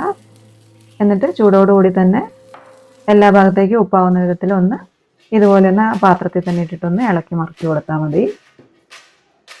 ഇപ്പോൾ 2 കായ നമ്മൾ 2 രീതിയിൽ ചിപ്സ് ആക്കി എടുത്തിട്ടുണ്ട്. ഇനി മൂന്നാമത്തെ രീതി എന്ന് പറയുന്നത് കൈ കൊണ്ട് ഇതേപോലെ ഒന്ന് പ്ലേറ്റിലേക്ക് കനം കുറച്ച് അരിഞ്ഞിടുക. എന്നിട്ട് ഇത് നമുക്ക് എണ്ണയിലേക്ക് ഇട്ടിട്ട് വറുത്ത് കോരിയെടുക്കാം. കൈ കൊണ്ട് ഇതേപോലെ അരിയാൻ പറ്റുന്നില്ലെങ്കിൽ കട്ടിംഗ് ബോർഡിൽ വെച്ചിട്ടും നൈസായിട്ട് അരിഞ്ഞെടുക്കാം കേട്ടോ. സ്ലൈസർ ഇല്ലാത്തവർക്ക് വേണ്ടിയിട്ടാണ് ഇതേപോലെ പറയുന്നത്. എല്ലാം അരിഞ്ഞു കഴിഞ്ഞിട്ടുണ്ട്. ഇതേപോലെ നൈസായിട്ട് വേണം അരിഞ്ഞെടുക്കാൻ. നമ്മുടെ കയ്യിൽ കറയാവുകയാണെങ്കിൽ കയ്യിലും അതേപോലെ തന്നെ കത്തിയിലും ഒന്ന് കുറച്ച് എണ്ണയൊന്ന് പുരട്ടിയിട്ട് നമുക്ക് ഇതേപോലെ അരിഞ്ഞെടുത്താൽ മതി. ഇതും എണ്ണയിലേക്ക് ഇട്ട് കൊടുത്തിട്ടൊന്ന് ഫ്രൈ ചെയ്തെടുക്കാം. ഇത്ര എണ്ണ കൊണ്ട് നമുക്ക് ഒരുപാട് ചിപ്സ് ഉണ്ടാക്കിയെടുക്കാം കേട്ടോ. ഞാനിപ്പോൾ ഇവിടെ 1 കിലോ കായ്ക്കുള്ള ചിപ്സാണ് ഉണ്ടാക്കിയെടുക്കുന്നുള്ളൂ. ഇതിലേക്കുള്ള ഉപ്പ് നമ്മൾ ചിപ്സ് കോരിയെടുത്തതിന് ശേഷം മാത്രമേ ഒഴിക്കാവുന്നൊന്നും ഇല്ല കേട്ടോ. നമുക്ക് എണ്ണയിലേക്ക് തന്നെ ഇതേപോലെ ഒന്ന് ഉടഞ്ഞു കൊടുത്താലും മതി. അപ്പോഴും നന്നായിട്ട് തന്നെ ചിപ്സിന് ഉപ്പ് പിടിക്കും. അതുപോലെ തന്നെ ഈ വെള്ളത്തിൻ്റെ ആവി ഉണ്ടല്ലോ, ആ ആവിയും കൊണ്ട് ചിപ്സ് ഒന്നും കൂടി ഒന്ന് നമുക്ക് ക്രിസ്പി ആയിട്ട് കിട്ടും. ഇത് നല്ലൊരു രീതിയാണ്. പക്ഷേ എണ്ണയിലേക്ക് വെള്ളം തളിക്കുന്ന സമയത്ത് പുറത്തേക്കൊക്കെ എണ്ണയൊന്ന് ചെറുതായിട്ട് തെറിക്കും. എന്നാലും കുഴപ്പമൊന്നുമില്ല, അങ്ങനെ ചെയ്താലും മതി കേട്ടോ. എന്നിട്ട് ആ വെള്ളം പൊട്ടുന്നതങ്ങ് നിന്ന് കഴിയുമ്പോൾ നമുക്ക് ചിപ്സ് എണ്ണയിൽ നിന്ന് കോരിയെടുക്കാം. അപ്പോൾ ഇത്രയേ ഉള്ളൂ. വളരെ സിമ്പിളാണ് ചിപ്സ് ഉണ്ടാക്കിയെടുക്കാനായിട്ട്. എണ്ണയിലേക്ക് തന്നെ നേരിട്ട് സ്ലൈസർ വെച്ചിട്ട് കായ അരിഞ്ഞിടുകയാണെങ്കിൽ നമുക്ക് എളുപ്പത്തിൽ തന്നെ ചിപ്സ് ഉണ്ടാക്കിയെടുക്കാം. അപ്പോൾ നിങ്ങൾക്ക് ഏറ്റവും എളുപ്പമുള്ള രീതി ഏതാണ് അത് നോക്കിയിട്ട് ഉണ്ടാക്കിയെടുക്കുക. ഇനി സദ്യയിൽ നമുക്ക് ഏറ്റവും ഇഷ്ടപ്പെടുന്ന പൈനാപ്പിൾ പച്ചടി എങ്ങനെയാണ് തയ്യാറാക്കുന്നതെന്ന് നോക്കാം. ഞാനിവിടെ വലിയൊരു പൈനാപ്പിൾ എടുത്തിട്ടുണ്ട്. ഇതിൻ്റെ പകുതി വെച്ചിട്ടാണ് പച്ചടി ഉണ്ടാക്കുന്നത്. അതിൻ്റെ തൊലിയൊക്കെ കളഞ്ഞ് വൃത്തിയാക്കിയതിന് ശേഷം ഇതേപോലെ ചെറിയ കഷ്ണങ്ങളാക്കി ആദ്യം നീളത്തിലൊന്ന് മുറിക്കുക. എന്നിട്ട് തിരിച്ചു പിടിച്ചിട്ട് ഒന്നും കൂടി ഒന്ന് ചെറിയ കഷ്ണങ്ങളാക്കി മുറിച്ചെടുക്കുക. എന്നിട്ടൊന്ന് കൊത്തി അരിഞ്ഞ് എടുത്താൽ മതി. ഇത്രയും ചെറിയ കഷ്ണങ്ങളായിട്ടാണ് പച്ചടിക്ക് വേണ്ടിയിട്ട് പൈനാപ്പിൾ മുറിച്ചെടുക്കേണ്ടത്. ആദ്യം നമുക്ക് ഈ പൈനാപ്പിൾ ഒന്ന് വേവിച്ചെടുക്കണം. അതിനായിട്ട് ഒരു കടായിലേക്ക് ഇട്ട് കൊടുക്കുകയാണ്. ഇതിലേക്ക് 1/4 ടീസ്പൂൺ മഞ്ഞൾപ്പൊടിയും 1/2 ടീസ്പൂൺ എരിവുള്ള മുളക് പൊടിയും പിന്നെ ആവശ്യത്തിനുള്ള 1 ടീസ്പൂൺ ഉപ്പും ഒരു പച്ചമുളക് കീറിയതും കുറച്ച് കറിവേപ്പില ഇട്ട് കൊടുക്കുകയാണ്. എന്നിട്ട് പൈനാപ്പിൾ വേവാൻ ആവശ്യമായിട്ടുള്ള 1 കപ്പ് വെള്ളം കൂടി ഒഴിച്ചു കൊടുത്തിട്ട് ഒന്ന് മിക്സ് ചെയ്യാം. എന്നിട്ട് ലോ ഫ്ലെയിമിലൊന്ന് 10-15 മിനിറ്റ് ഒന്ന് വേവിച്ചെടുക്കാം. നമ്മൾ കുക്കറിലാണ് വേവിച്ചെടുക്കുന്നതെങ്കിൽ മീഡിയം ഫ്ലെയിമിൽ 4 വിസിലടിക്കുകയാണെങ്കിൽ പൈനാപ്പിൾ നന്നായിട്ട് വെന്ത് കിട്ടും. ഇനി വെന്തിട്ടില്ലെങ്കിൽ പൈനാപ്പിൾ വേവുന്നത് വരെ ഒന്ന് വേവിച്ചെടുത്താൽ മതി. പൈനാപ്പിൾ വെന്ത് വരുമ്പോഴേക്കും പച്ചടിക്കുള്ള അരപ്പൊന്ന് തയ്യാറാക്കി വെക്കാം. അതിനായിട്ട് മിക്സിൻ്റെ ചെറിയ ജാറിലേക്ക് 1/2 കപ്പ് ചിരകിയ തേങ്ങ ചേർക്കാം. ഇതിലേക്ക് 1/4 ടീസ്പൂൺ ജീരകവും 1 പച്ചമുളകും ചേർത്തിട്ട് ആവശ്യത്തിന് വെള്ളം ഒഴിച്ചിട്ടൊന്ന് അരച്ചെടുക്കാം. നല്ല ഫൈനായിട്ട് അരച്ചെടുക്കണം. 1/4 കപ്പ് വെള്ളം ഒഴിച്ചാൽ മതിയാകും. ഇപ്പോൾ അരപ്പ് ഇവിടെ അരച്ചു വെച്ചിട്ടുണ്ട്. നമ്മൾ വേവിക്കാനായി വെച്ചിരുന്ന പൈനാപ്പിളിലെ വെള്ളമൊക്കെ വറ്റി വന്നിട്ടുണ്ട്. പൈനാപ്പിൾ വെന്തോന്നൊന്ന് നോക്കുക. ഇപ്പോൾ ഏകദേശം വെന്ത് വന്നിട്ടുണ്ട്. ഈ ഒരു സമയത്ത് നമുക്ക് ഇതിലേക്ക് 2.5 ടേബിൾ സ്പൂൺ പഞ്ചസാര ചേർത്ത് കൊടുക്കാം. പഞ്ചസാരയും കൂടി ചേർത്ത് പൈനാപ്പിൾ ഒന്നും കൂടി ഒന്ന് തുറന്നു വെച്ചിട്ട് തന്നെ നമുക്കൊന്ന് വേവിച്ചെടുക്കാം. ഇപ്പോൾ പൈനാപ്പിളിലെ വെള്ളമൊക്കെ കുറച്ച് വറ്റി വന്നിട്ടുണ്ട്. പഞ്ചസാരയിൽ കിടന്നിട്ട് പൈനാപ്പിൾ നന്നായിട്ടൊന്ന് വരണ്ടു വന്നിട്ടുണ്ട്. ഈ ഒരു സമയത്ത് നമുക്ക് ഇപ്പോൾ അരച്ചു വെച്ചിരിക്കുന്ന അരപ്പിലെ അത് ചേർത്ത് കൊടുക്കാം. എന്നിട്ട് നന്നായിട്ട് ഇളക്കി യോജിപ്പിച്ചിട്ട് തേങ്ങേൻ്റെ ആ പച്ച സ്വാദൊക്കെ ഒന്ന് പോകുന്നത് വരെ ഒന്ന് വെള്ളം അങ്ങ് വറ്റിച്ച് വേവിച്ചെടുക്കാം. ഈ ഒരു സമയത്ത് തന്നെ നമുക്കിതിലേക്ക് 1/2 ടീസ്പൂൺ കടുക് എടുത്തിട്ട് അതൊന്ന് ചതച്ചിട്ട് അതും കൂടെ ചേർത്ത് കൊടുക്കാം. ഇതൊന്ന് ഇളക്കി യോജിപ്പിച്ചെടുക്കാം. ഇനി നമുക്കിതിലേക്ക് തൈരാണ് ചേർക്കേണ്ടത്. 1/2 കപ്പ് തൈര് എടുത്തിട്ട് അത് മിക്സിൻ്റെ ജാറിലിട്ടിട്ട് ഒറ്റത്തവണയൊന്ന് അടിച്ചിട്ട് അതിലെ കട്ടകളൊക്കെ ഒന്ന് ഉടച്ചിട്ട് നമുക്ക് പച്ചടിയിലേക്ക് ചേർത്ത് കൊടുക്കാം.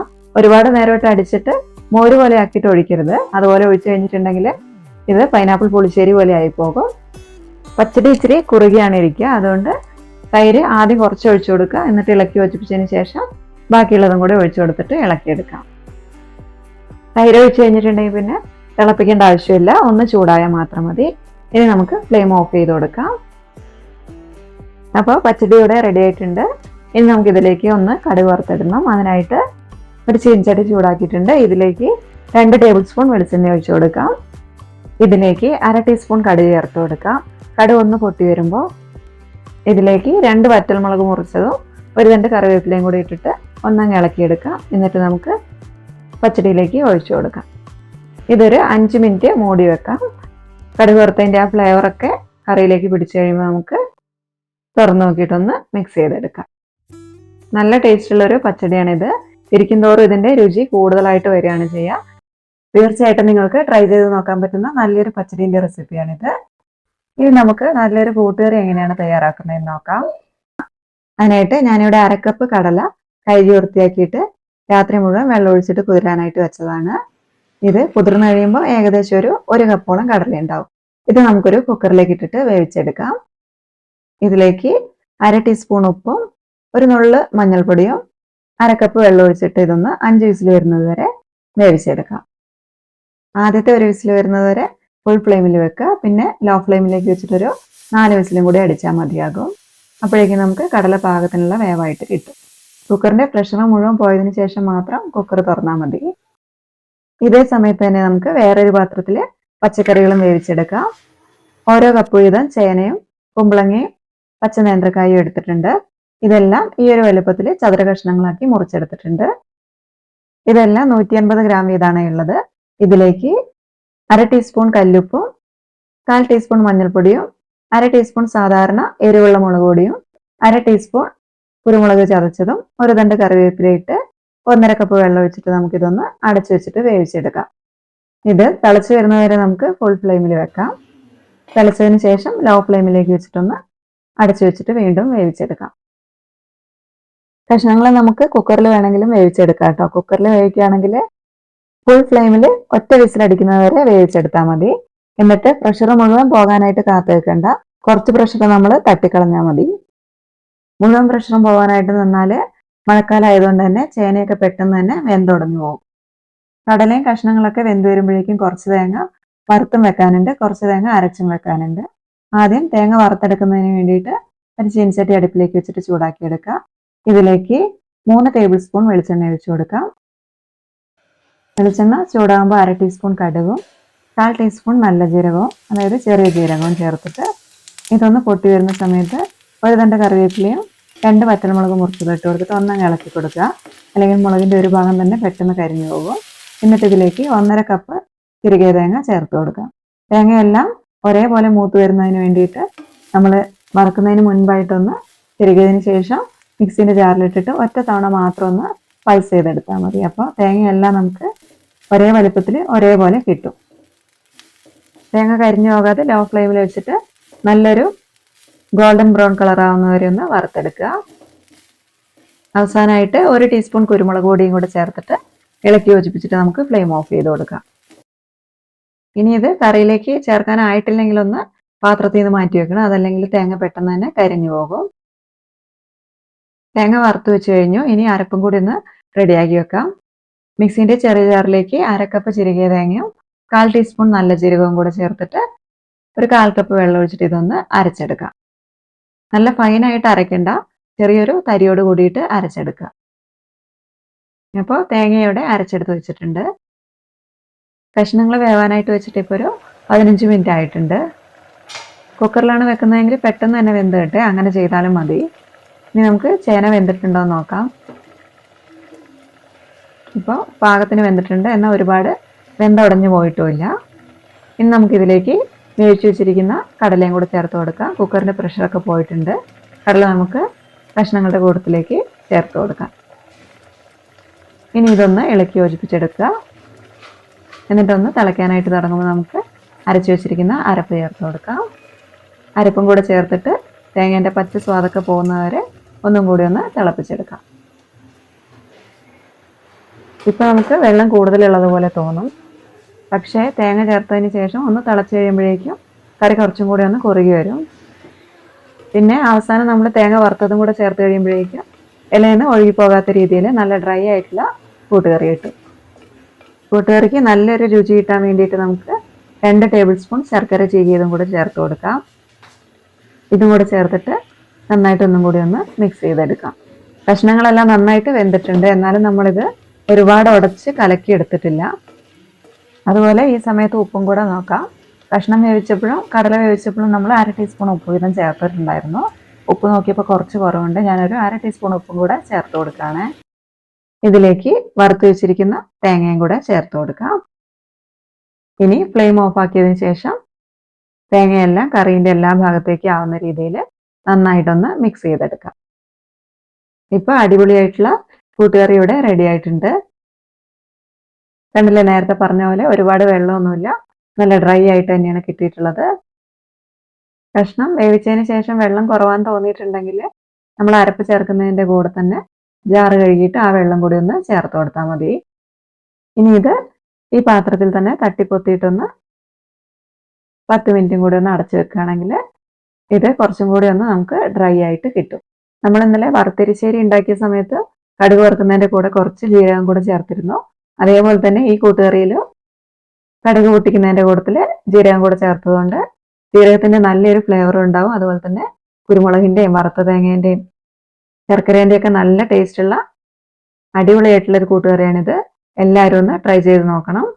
ഇതിപ്പോൾ നമ്മൾ 10 മിനിറ്റ് മൂടി വെച്ചതിന് ശേഷം തുറന്ന് നോക്കുമ്പോൾ ഇത് കുറച്ചും കൂടെ ഡ്രൈ ആയിട്ടുണ്ട്. അപ്പോൾ എല്ലാവരും ഈ ഒരു കൂട്ടുകറി ഓണത്തിന് തയ്യാറാക്കി നോക്കണം, തീർച്ചയായിട്ടും നിങ്ങൾക്ക് ഇഷ്ടമാവും. ഇനി ഒരു ബീട്രൂട്ട് പച്ചടീൻ്റെ റെസിപ്പി കാണാം. അതിന് വേണ്ടിയിട്ട് ഞാനിവിടെ 3 ചെറിയ ബീട്രൂട്ട് എടുത്തിട്ടുണ്ട്. പച്ചടിക്ക് വേണ്ടിയിട്ട് ബീട്രൂട്ട് എടുക്കുമ്പോൾ എപ്പോഴും നല്ല കളറുള്ള ബീട്രൂട്ട് നോക്കിയെടുക്കുക, നല്ല ഡാർക്ക് കളറുള്ളത്. ഇനി ഇത് തൊലി കളഞ്ഞിട്ട് ഇതേപോലെ ഗ്രേറ്റ് ചെയ്തെടുക്കാം. അതല്ലെങ്കിൽ ഗ്രേറ്റർ ഇല്ലെങ്കിൽ നമുക്ക് കത്തി വെച്ചിട്ട് തോരനൊക്കെ അരിയുന്നത് പോലെ കൊത്തി അരിഞ്ഞിട്ട് ചെറിയ കഷ്ണങ്ങളാക്കി മുറിച്ചെടുക്കാം. ഇതിപ്പോൾ ഗ്രേറ്റ് ചെയ്തതിന് ശേഷം 250 ഗ്രാം ബീട്രൂട്ട് ഉണ്ട്. കപ്പിലാണെങ്കിൽ ഒരു 2 കപ്പ് ബീട്രൂട്ട് ഉണ്ടാകും.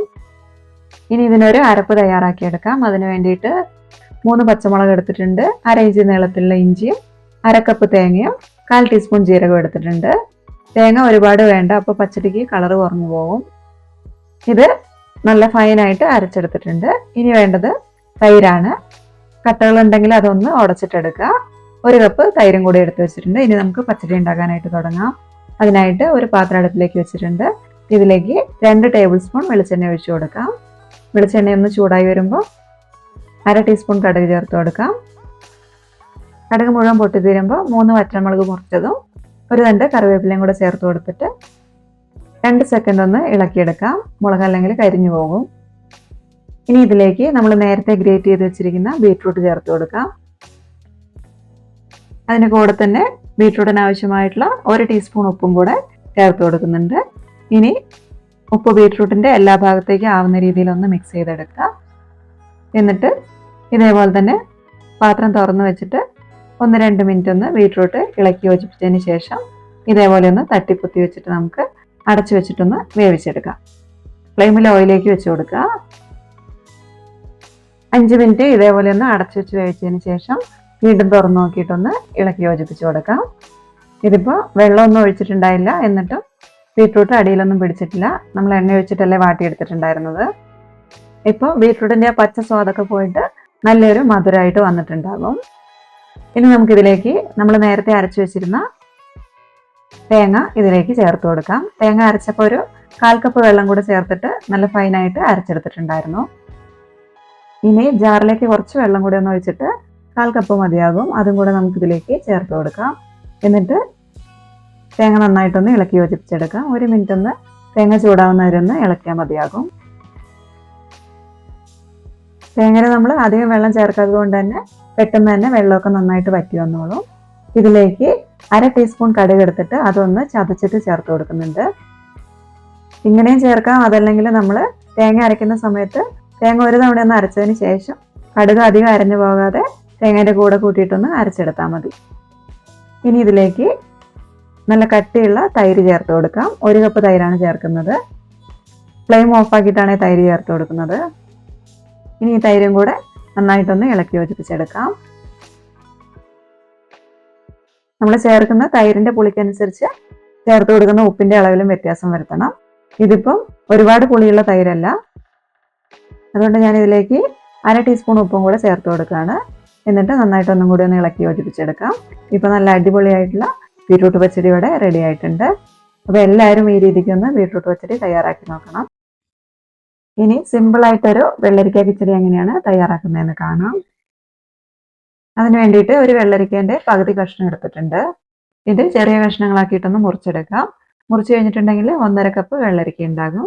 ഇനി നമുക്കിതൊന്ന് വേവിച്ചെടുക്കണം. അതിനായിട്ടൊരു ചട്ടിയിലേക്ക് ഇട്ട് കൊടുക്കാം. ഇതിലേക്ക് 1 ടീസ്പൂൺ ഉപ്പും 2-3 പച്ചമുളകും ഒന്ന് നെടുകെ കീറിയതും 1 തണ്ട് കറിവേപ്പിലയും 1/4 കപ്പ് വെള്ളം ഒഴിച്ചിട്ടൊന്ന് വേവിക്കാം. വെള്ളം കൂടുതലായിട്ട് ഒഴിക്കേണ്ട ആവശ്യമില്ല, പിന്നെ അത് മുഴുവൻ വറ്റിച്ചെടുക്കേണ്ടി വരും. അതുകൊണ്ട് 1/4 കപ്പ് വെള്ളം മാത്രം ഒഴിച്ചാൽ മതി. ഇനി ഇതൊന്ന് മിക്സ് ചെയ്തതിന് ശേഷം നമുക്ക് വേവിക്കാനായിട്ട് വെക്കാം. അടച്ചു വെച്ചിട്ടൊന്ന് വേവിച്ചാൽ മതി. വെള്ളരിക്ക വെന്ത് വരുമ്പോഴേക്കും നമുക്ക് ഇതിലേക്കുള്ള അരപ്പൊന്ന് തയ്യാറാക്കിയെടുക്കാം. അതിനായിട്ട് മിക്സിൻ്റെ ചെറിയ ജാറിലേക്ക് 1 കപ്പ് ചെറുകിയ തേങ്ങ ചേർത്ത് കൊടുക്കാം. ഇനി ഇതിലേക്കൊരു 1/2 ടീസ്പൂൺ കടുകും കൂടെ ചേർക്കുന്നുണ്ട്. എന്നിട്ട് 1/2 കപ്പ് തൈരും കൂടെ ചേർത്തിട്ട് ഇതൊന്ന് അരച്ചെടുക്കാം. ഇവിടെ നമ്മൾ തൈരാണ് ചേർക്കുന്നത്, വെള്ളം ഒഴിക്കുന്നില്ല. വെള്ളം ചേർക്കുകയാണെങ്കിൽ വീണ്ടും കറി ലൂസായിട്ട് പോകും. എന്തായാലും നമുക്ക് കറിയിലേക്ക് തൈര് ചേർക്കണമല്ലോ, അതുകൊണ്ട് തേങ്ങ അരയ്ക്കുമ്പോഴും കുറച്ച് തൈര് ചേർത്തിട്ട് അരച്ചെടുക്കാം. 5 മിനിറ്റിൻ്റെ ഉള്ളിൽ തന്നെ വെള്ളരിക്കെല്ലാം നന്നായിട്ട് വെന്ത് വന്നിട്ടുണ്ടാകും. ഇനി വെള്ളം എന്തെങ്കിലും വറ്റാൻ ബാക്കിയുണ്ടെങ്കിൽ അതും കൂടി ഒന്ന് തേങ്ങ ഒഴിക്കുന്നതിന് മുൻപായിട്ടൊന്ന് വറ്റിച്ചെടുക്കാം. മുഴുവൻ വെള്ളം ഇവിടെ വറ്റിച്ചെടുത്തിട്ടുണ്ട്. ഇനി ഫ്ലെയിം ഓഫ് ചെയ്തതിന് ശേഷം നമുക്കിതിലേക്ക് അരച്ചു വെച്ചിരിക്കുന്ന അരപ്പ് ചേർത്ത് കൊടുക്കാം. തേങ്ങ നല്ല ഫൈനായിട്ടാണ് അരച്ചിട്ടുള്ളത്. അരപ്പ് ചേർത്തതിന് ശേഷം നമുക്കിതിലേക്ക് 1 കപ്പ് തൈരും കൂടെ ചേർത്ത് കൊടുക്കാം. കൂടെ തന്നെ ഞാനൊരു 1/4 ടീസ്പൂൺ കടുക് ചതച്ചതും കൂടെ ചേർത്ത് കൊടുക്കുകയാണ്. കടുകിൻ്റെ ടേസ്റ്റ് കൂടുതൽ ഇഷ്ടമല്ലെങ്കിൽ ചതച്ച് ചേർക്കുന്നതങ്ങ് ഒഴിവാക്കാം. ഇനി ഇതെല്ലാം കൂടെ നന്നായിട്ടൊന്നും കൂടി ഒന്ന് മിക്സ് ചെയ്തെടുക്കാം. നമ്മൾ കഷ്ണം വേവിക്കുന്ന സമയത്ത് 1 ടീസ്പൂൺ ഉപ്പ് ചേർത്തിട്ടുണ്ടായിരുന്നു. ഇപ്പോൾ തൈര് ചേർത്തപ്പോൾ ഉപ്പ് കുറവായിട്ടുണ്ട്. അതുകൊണ്ട് ഒരു 1/2 ടീസ്പൂൺ ഉപ്പും കൂടെ ചേർത്ത് കൊടുക്കുകയാണ്. എന്നിട്ടൊന്ന് മിക്സ് ചെയ്തെടുക്കാം.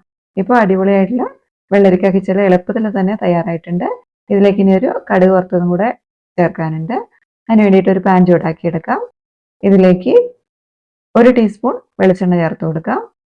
വെളിച്ചെണ്ണ ഒന്ന് ചൂടായി വരുമ്പോൾ 1/2 ടീസ്പൂൺ കടുക് ചേർത്ത് കൊടുക്കാം. കടുക് ഒന്ന് പൊട്ടി വരുമ്പോൾ 2 വറ്റൽമുളക് മുറിച്ചതും 1 തണ്ട് കറിവേപ്പിലയും കൂടെ ചേർത്ത് കൊടുക്കാം. എന്നിട്ടൊന്ന് ഇളക്കിയതിന് ശേഷം ഇത് കിച്ചടിയിലേക്ക് ഒഴിച്ചു കൊടുക്കാം. ഇനി ഇതൊരു 5 മിനിറ്റ് മൂടി വെച്ചിട്ട് കടുക് വറുത്തതിൻ്റെയൊക്കെ രുചിയും മണമൊക്കെ ഒന്ന് കറിയിലേക്ക് പിടിച്ചു കഴിയുമ്പോൾ ഇളക്കി യോജിപ്പിച്ചിട്ട് നമുക്ക് ഉപയോഗിക്കാം. ഇനി നമുക്ക് നല്ലൊരു കാളൻ ഉണ്ടാക്കാം. സാധാരണ സദ്യയിലൊക്കെ കിട്ടുന്ന കുറുക്കുകളിനേക്കാളും ടേസ്റ്റിൽ ഒരു പടി മുന്നിൽ നിൽക്കുന്ന ഒരു കാളൻ്റെ റെസിപ്പിയാണിത്. അപ്പോൾ എല്ലാവരും ഇതൊന്ന് ട്രൈ ചെയ്ത് നോക്കണം. അതിന് വേണ്ടിയിട്ട് ഒരു പാത്രത്തിലേക്ക് ഒരു നേന്ത്രക്കായ ഇതേപോലെ ഈ ഒരു വലുപ്പത്തിൽ അരിഞ്ഞെടുത്തിട്ടുണ്ട്. ഇനി ഇതിലേക്ക് 1/2 ടീസ്പൂൺ മഞ്ഞൾപ്പൊടിയും 1/2 ടീസ്പൂൺ എരിവുള്ള നല്ല മുളക് പൊടിയും പിന്നെ ഒരു 1 ടീസ്പൂൺ ഉപ്പും കൂടെ ചേർക്കാം. അതിൻ്റെ കൂടെ തന്നെ 2 പച്ചമുളക് നെടുകെ കീറിയതും 1 തണ്ട് കറിവേപ്പിലയും പിന്നെ കായ വേവാൻ ആവശ്യമായിട്ടുള്ള 1 കപ്പ് വെള്ളം കൂടി ഒഴിച്ചു വെക്കാം. ഇനി ഇതൊന്ന് മിക്സ് ചെയ്തതിന് ശേഷം നമുക്ക് അടച്ചു വെച്ചിട്ട് വേവിച്ചെടുക്കാം. ഇടയ്ക്കൊന്ന് വെള്ളം വറ്റിയിട്ടുണ്ടോ എന്നൊക്കെ നോക്കിയിട്ടൊന്ന് തുറന്നു നോക്കി മിക്സ് ചെയ്തതിന് ശേഷം വീണ്ടും അടച്ചു വെച്ചിട്ട് വെള്ളമൊക്കെ ഒന്ന് വറ്റിച്ചെടുക്കാം. കായ വേണമെങ്കിൽ നമുക്ക് കുക്കറിലും വേവിച്ചെടുക്കാം കേട്ടോ. ഇതേ അളവിൽ സാധനങ്ങളൊക്കെ ചേർത്തതിന് ശേഷം ഫുൾ ഫ്ലെയിമിലൊരു വിസിലടിച്ചാൽ മതിയാകും. പിന്നെ അതിൻ്റെ പ്രഷർ മുഴുവൻ പോയതിന് ശേഷം കുക്കർ തുറന്ന് നോക്കിയാൽ മതി. എന്നിട്ട് പിന്നെ ബാക്കിയുള്ള കാര്യങ്ങളൊക്കെ ഇതേപോലെ തന്നെ ചെയ്താൽ മതി. ആദ്യം ഒരു അരപ്പ് തയ്യാറാക്കിയെടുക്കാം. അതിനായിട്ട് ചെറിയ ജാറിലേക്ക് ഒരു കപ്പ് തേങ്ങ എടുത്തിട്ടുണ്ട്. ഇതിലേക്ക് 1/2 ടീസ്പൂൺ ജീരകവും 2 വെളുത്തുള്ളിയും ചേർത്ത് കൊടുക്കാം. എന്നിട്ട് ഒരു 1/4 കപ്പ് വെള്ളം ഒഴിച്ചിട്ട് ഇതൊന്ന് നന്നായിട്ട് ഫൈനായിട്ട് അരച്ചെടുത്ത് മാറ്റി വെക്കാം. ഇനി ഒരു പാൻ അടുപ്പിലേക്ക് വെച്ച് കൊടുത്തിട്ട് അതിലേക്ക് 2 ടേബിൾ സ്പൂൺ വെളിച്ചെണ്ണ ഒഴിച്ചു കൊടുക്കാം. വെളിച്ചെണ്ണ ഒന്ന് ചൂടായി വരുമ്പോൾ 1/2 ടീസ്പൂൺ കടുക് ചേർത്ത് കൊടുക്കാം. അതുപോലെ ഒരു 1/4 ടീസ്പൂൺ ഉലുവയും കൂടെ ചേർക്കുന്നുണ്ട്. പിന്നെ ഇതിലേക്കൊരു 5 അല്ലി വെളുത്തുള്ളിയും 5 ചെറിയുള്ളി വട്ടത്തിലരിഞ്ഞതും കൂടെ ചേർക്കാം. കൂടെ തന്നെ 2 പച്ചമുളക് ഒന്ന് നടുകെ കീറിയതും 1-2 വറ്റൽമുളക് മുറിച്ചതും ഒരു തണ്ട് കറിവേപ്പിലയും കൂടെ ചേർത്ത് കൊടുക്കാം. എന്നിട്ട് ഉള്ളിയൊക്കെ ഒന്ന് ഗോൾഡൻ കളർ ആവുന്നവരെ ഒന്ന് ഫ്രൈ ചെയ്തെടുക്കാം. ഇതിൽ നിന്ന് കുറച്ച് ഞാൻ എടുത്തിട്ട് മാറ്റി വെക്കുകയാണ്. ഇത് നമുക്ക് അവസാനം ചേർത്ത് കൊടുക്കാനാണ്. ബാക്കിയുള്ളതിലേക്ക് അരച്ചു വെച്ചിരിക്കുന്ന അരപ്പ് ചേർത്ത് കൊടുക്കാം. ജാറിലേക്ക് ഒരു 1/4 കപ്പ് വെള്ളം ഒഴിച്ചിട്ട് അതും കൂടെ ഒഴിച്ചു കൊടുക്കുന്നുണ്ട്. എന്നിട്ട് തേങ്ങയിലെ വെള്ളമൊക്കെ ഒന്ന് വറ്റുന്നവരെ ഒന്ന് ലോ ഫ്ലെയിമിൽ വെച്ചിട്ടൊന്ന് ഇളക്കി കൊടുക്കാം. ഇപ്പോൾ തേങ്ങയിലെ വെള്ളം മുഴുവനായിട്ട് വറ്റി വന്നിട്ടുണ്ട്. ഈ ഒരു സമയത്ത് നമുക്ക് നേരത്തെ വേവിച്ച് വെച്ചിരിക്കുന്ന കഷ്ണങ്ങൾ ഇതിലേക്ക് ചേർത്ത് കൊടുക്കാം. കഷ്ണങ്ങളൊക്കെ അരപ്പായിട്ടൊന്ന് മിക്സായി കഴിയുമ്പോൾ നമുക്കിതിലേക്ക് തൈര് ചേർത്ത് കൊടുക്കാം. ഞാനിവിടെ ഇതിലേക്ക് ഒരു 1.5 കപ്പ് തൈരാണ് ചേർത്ത് കൊടുക്കുന്നത്.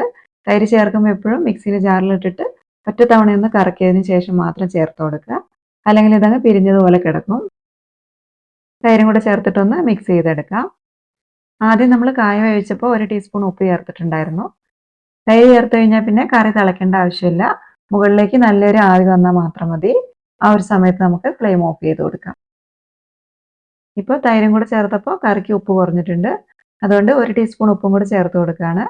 നമ്മൾ ചേർക്കുന്ന മോരിൻ്റെ പുളിക്കനുസരിച്ച് ചേർത്ത് കൊടുക്കുന്ന ഉപ്പിൻ്റെ അളവിലും വ്യത്യാസം വരുത്തണം. ഇനി ഇതിലേക്ക് നേരത്തെ നമ്മൾ വറുത്തുകോരി മാറ്റി വെച്ചിരുന്ന ഉള്ളിയും കൂടെ ചേർത്ത് കൊടുക്കാം. അതുപോലെ കറിക്ക് നല്ലൊരു ടേസ്റ്റിന് വേണ്ടിയിട്ട് 1/4 ടീസ്പൂൺ ഉലുവപ്പൊടിയും കൂടെ ചേർത്ത് കൊടുക്കുകയാണ്. ഈ ഒരു കാളിൻ്റെ റെസിപ്പി തീർച്ചയായിട്ടും നിങ്ങൾക്ക് ഇഷ്ടപ്പെടുമായിരിക്കും. ഇപ്പോൾ ഉണ്ടാക്കിയില്ലെങ്കിലും എപ്പോഴെങ്കിലും ഇതൊന്ന് ഉണ്ടാക്കി നോക്കണം. എന്നിട്ട് നിങ്ങളുടെ അഭിപ്രായം ഒന്ന് താഴെ എഴുതും കൂടെ ചെയ്യണേ. ഇനി നല്ലൊരു പുളിയിഞ്ചി ഉണ്ടാക്കാം. അതിന് വേണ്ടിയിട്ട് 100 ഗ്രാം ഇഞ്ചിയും ഒരു 7 പച്ചമുളകും എടുത്തിട്ടുണ്ട്. ഇഞ്ചിയും പച്ചമുളകും ചെറിയ കഷ്ണങ്ങളാക്കി മുറിച്ചെടുത്തിട്ടുണ്ട്. ഇനി പുളിയിഞ്ചി ഉണ്ടാക്കുന്നതിന് വേണ്ടിയിട്ട് ഒരു ചട്ടി അടുപ്പിലേക്ക് വെച്ചിട്ടൊന്ന് ചൂടാക്കി എടുത്തിട്ടുണ്ട്. ഇതിലേക്ക് 3 ടേബിൾ സ്പൂൺ വെളിച്ചെണ്ണ ഒഴിച്ചു കൊടുക്കാം. വെളിച്ചെണ്ണ ഒന്ന് ചൂടായി വരുമ്പോൾ 1/2 ടീസ്പൂൺ കടുക് ചേർത്തിട്ട് കടുക് ഒന്ന് പൊട്ടി വരുമ്പോൾ 2 വറ്റൽമുളകും ഒരു തണ്ട് കറിവേപ്പിലയും കൂടെ ചേർത്ത് കൊടുക്കാം. ഇനി ഇതിലേക്ക് നേരത്തെ നമ്മൾ അരിഞ്ഞു വെച്ചിരിക്കുന്ന ഇഞ്ചി ചേർത്ത് കൊടുക്കാം. ഇത് 100 ഗ്രാമാണ്. കപ്പിലെ അളവ് പറയുകയാണെങ്കിൽ ഒരു 1/4 കപ്പ് ഇഞ്ചി അരിഞ്ഞത് ഉണ്ടാകും. ഒന്നങ്ങ് ഇളക്കി കൊടുത്തതിന് ശേഷം പച്ചമുളക് വട്ടത്തിൽ അരിഞ്ഞതും കൂടെ ചേർത്ത് കൊടുക്കാം. പച്ചമുളക് ഒരു 7 എടുത്തിട്ടുള്ളത്. ഇനി ഇത് രണ്ടും കൂടെ ലോ ഫ്ലെയിമിൽ വെച്ചിട്ട് നന്നായിട്ടൊന്ന് വഴറ്റിയെടുക്കാം. ഒരു 5 മിനിറ്റ് ഇതേപോലെ വഴറ്റിയെടുക്കുമ്പോഴത്തേക്കും ഇഞ്ചിയൊക്കെ നല്ലൊരു ഗോൾഡൻ ബ്രൗൺ കളറായിട്ട് വരും. ആ ഒരു സമയത്ത് നമുക്കിതിലേക്ക് പുളി പിഴിഞ്ഞൊഴിച്ചു കൊടുക്കാം. പുളിയിഞ്ചി തയ്യാറാക്കാൻ തുടങ്ങുന്നതിന് മുൻപായിട്ട് ഒരു നാരങ്ങ വലുപ്പത്തിലുള്ള പുളി കുറച്ച് ചൂടുവെള്ളത്തിലൊന്ന് കുതിരാനായിട്ട് ഇട്ട് വെക്കുക.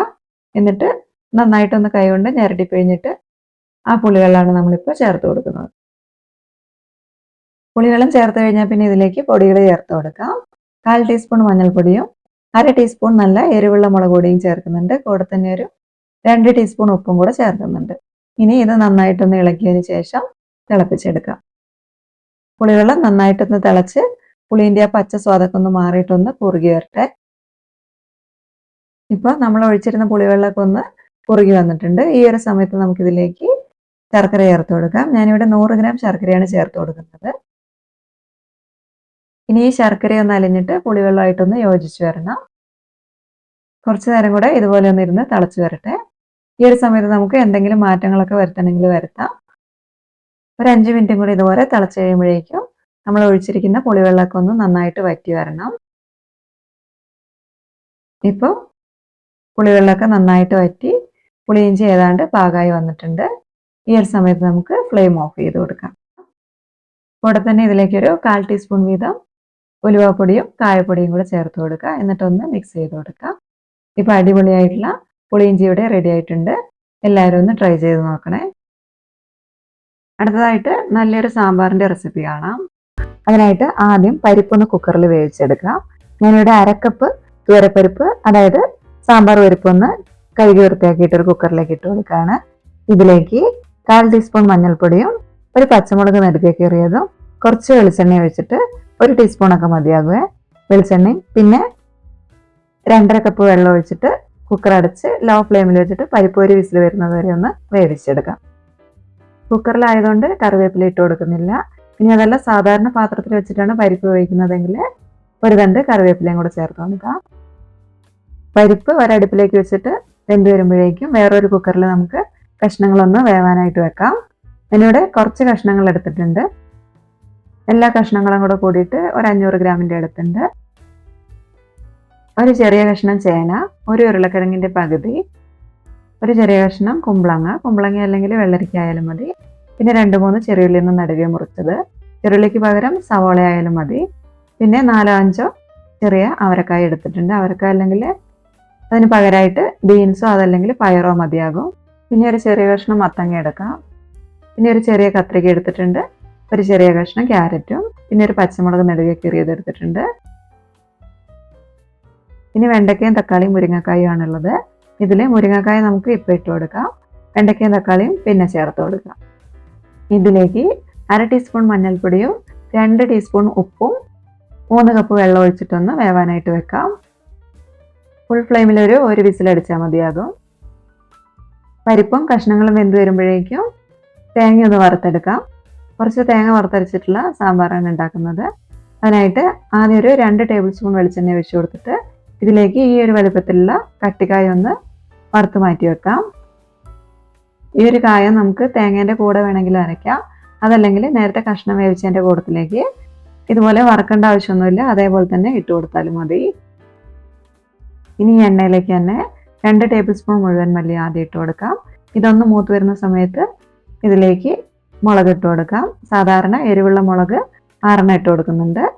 മുളകിൻ്റെ എണ്ണം നമ്മുടെ എരിവിനനുസരിച്ച് കൂട്ടി കൊടുക്കാം. ഇത്രയും മുളക് പാകത്തിനുള്ളൊരു എരിവായിരിക്കും. മല്ലിമുളക് ഒന്ന് കോരി മാറ്റിയിട്ട് ഇതേ എണ്ണയിലേക്ക് തന്നെ തേങ്ങ ചേർത്ത് കൊടുക്കാം. ഞാനിവിടെ 1/2 കപ്പ് ചിരകിയ തേങ്ങയാണ് ചേർക്കുന്നത്. ഈ തേങ്ങ ചിരകി കഴിഞ്ഞതിന് ശേഷം ഒന്ന് മിക്സിൻ്റെ ജാറിലിട്ടിട്ട് ഒന്ന് തിരിച്ചെടുത്തിട്ടുണ്ടെങ്കിൽ എല്ലാം ഒരേപോലെയുള്ളതായിട്ട് കിട്ടും. അങ്ങനെയാകുമ്പോൾ തേങ്ങ മൂത്ത് വരുമ്പോൾ എല്ലാം ഒരേ സമയത്ത് ഒരേപോലെ തന്നെ മൂത്ത് കിട്ടിക്കോളും. ഇനി ഇതിലേക്ക് 1 ടീസ്പൂൺ ഉഴുന്നും 1/4 ടീസ്പൂൺ വീതം ഉലുവയും കുരുമുളകും കൂടെ ചേർക്കാം. പിന്നെ 2-3 ചെറിയുള്ളി ഒന്ന് മുറിച്ചിട്ടിട്ട് കൊടുക്കാം.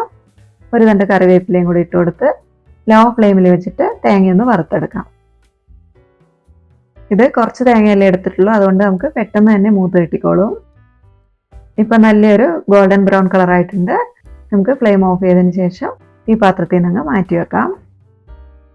ഇനി ഇതൊന്ന് ചെറുതായിട്ട് ചൂട് തണുത്ത് കഴിയുമ്പോൾ നമുക്ക് മിക്സിയുടെ ജാറിലേക്ക് ഇട്ട് കൊടുത്ത് ഫൈനായിട്ടൊന്ന് അരച്ചെടുക്കാം.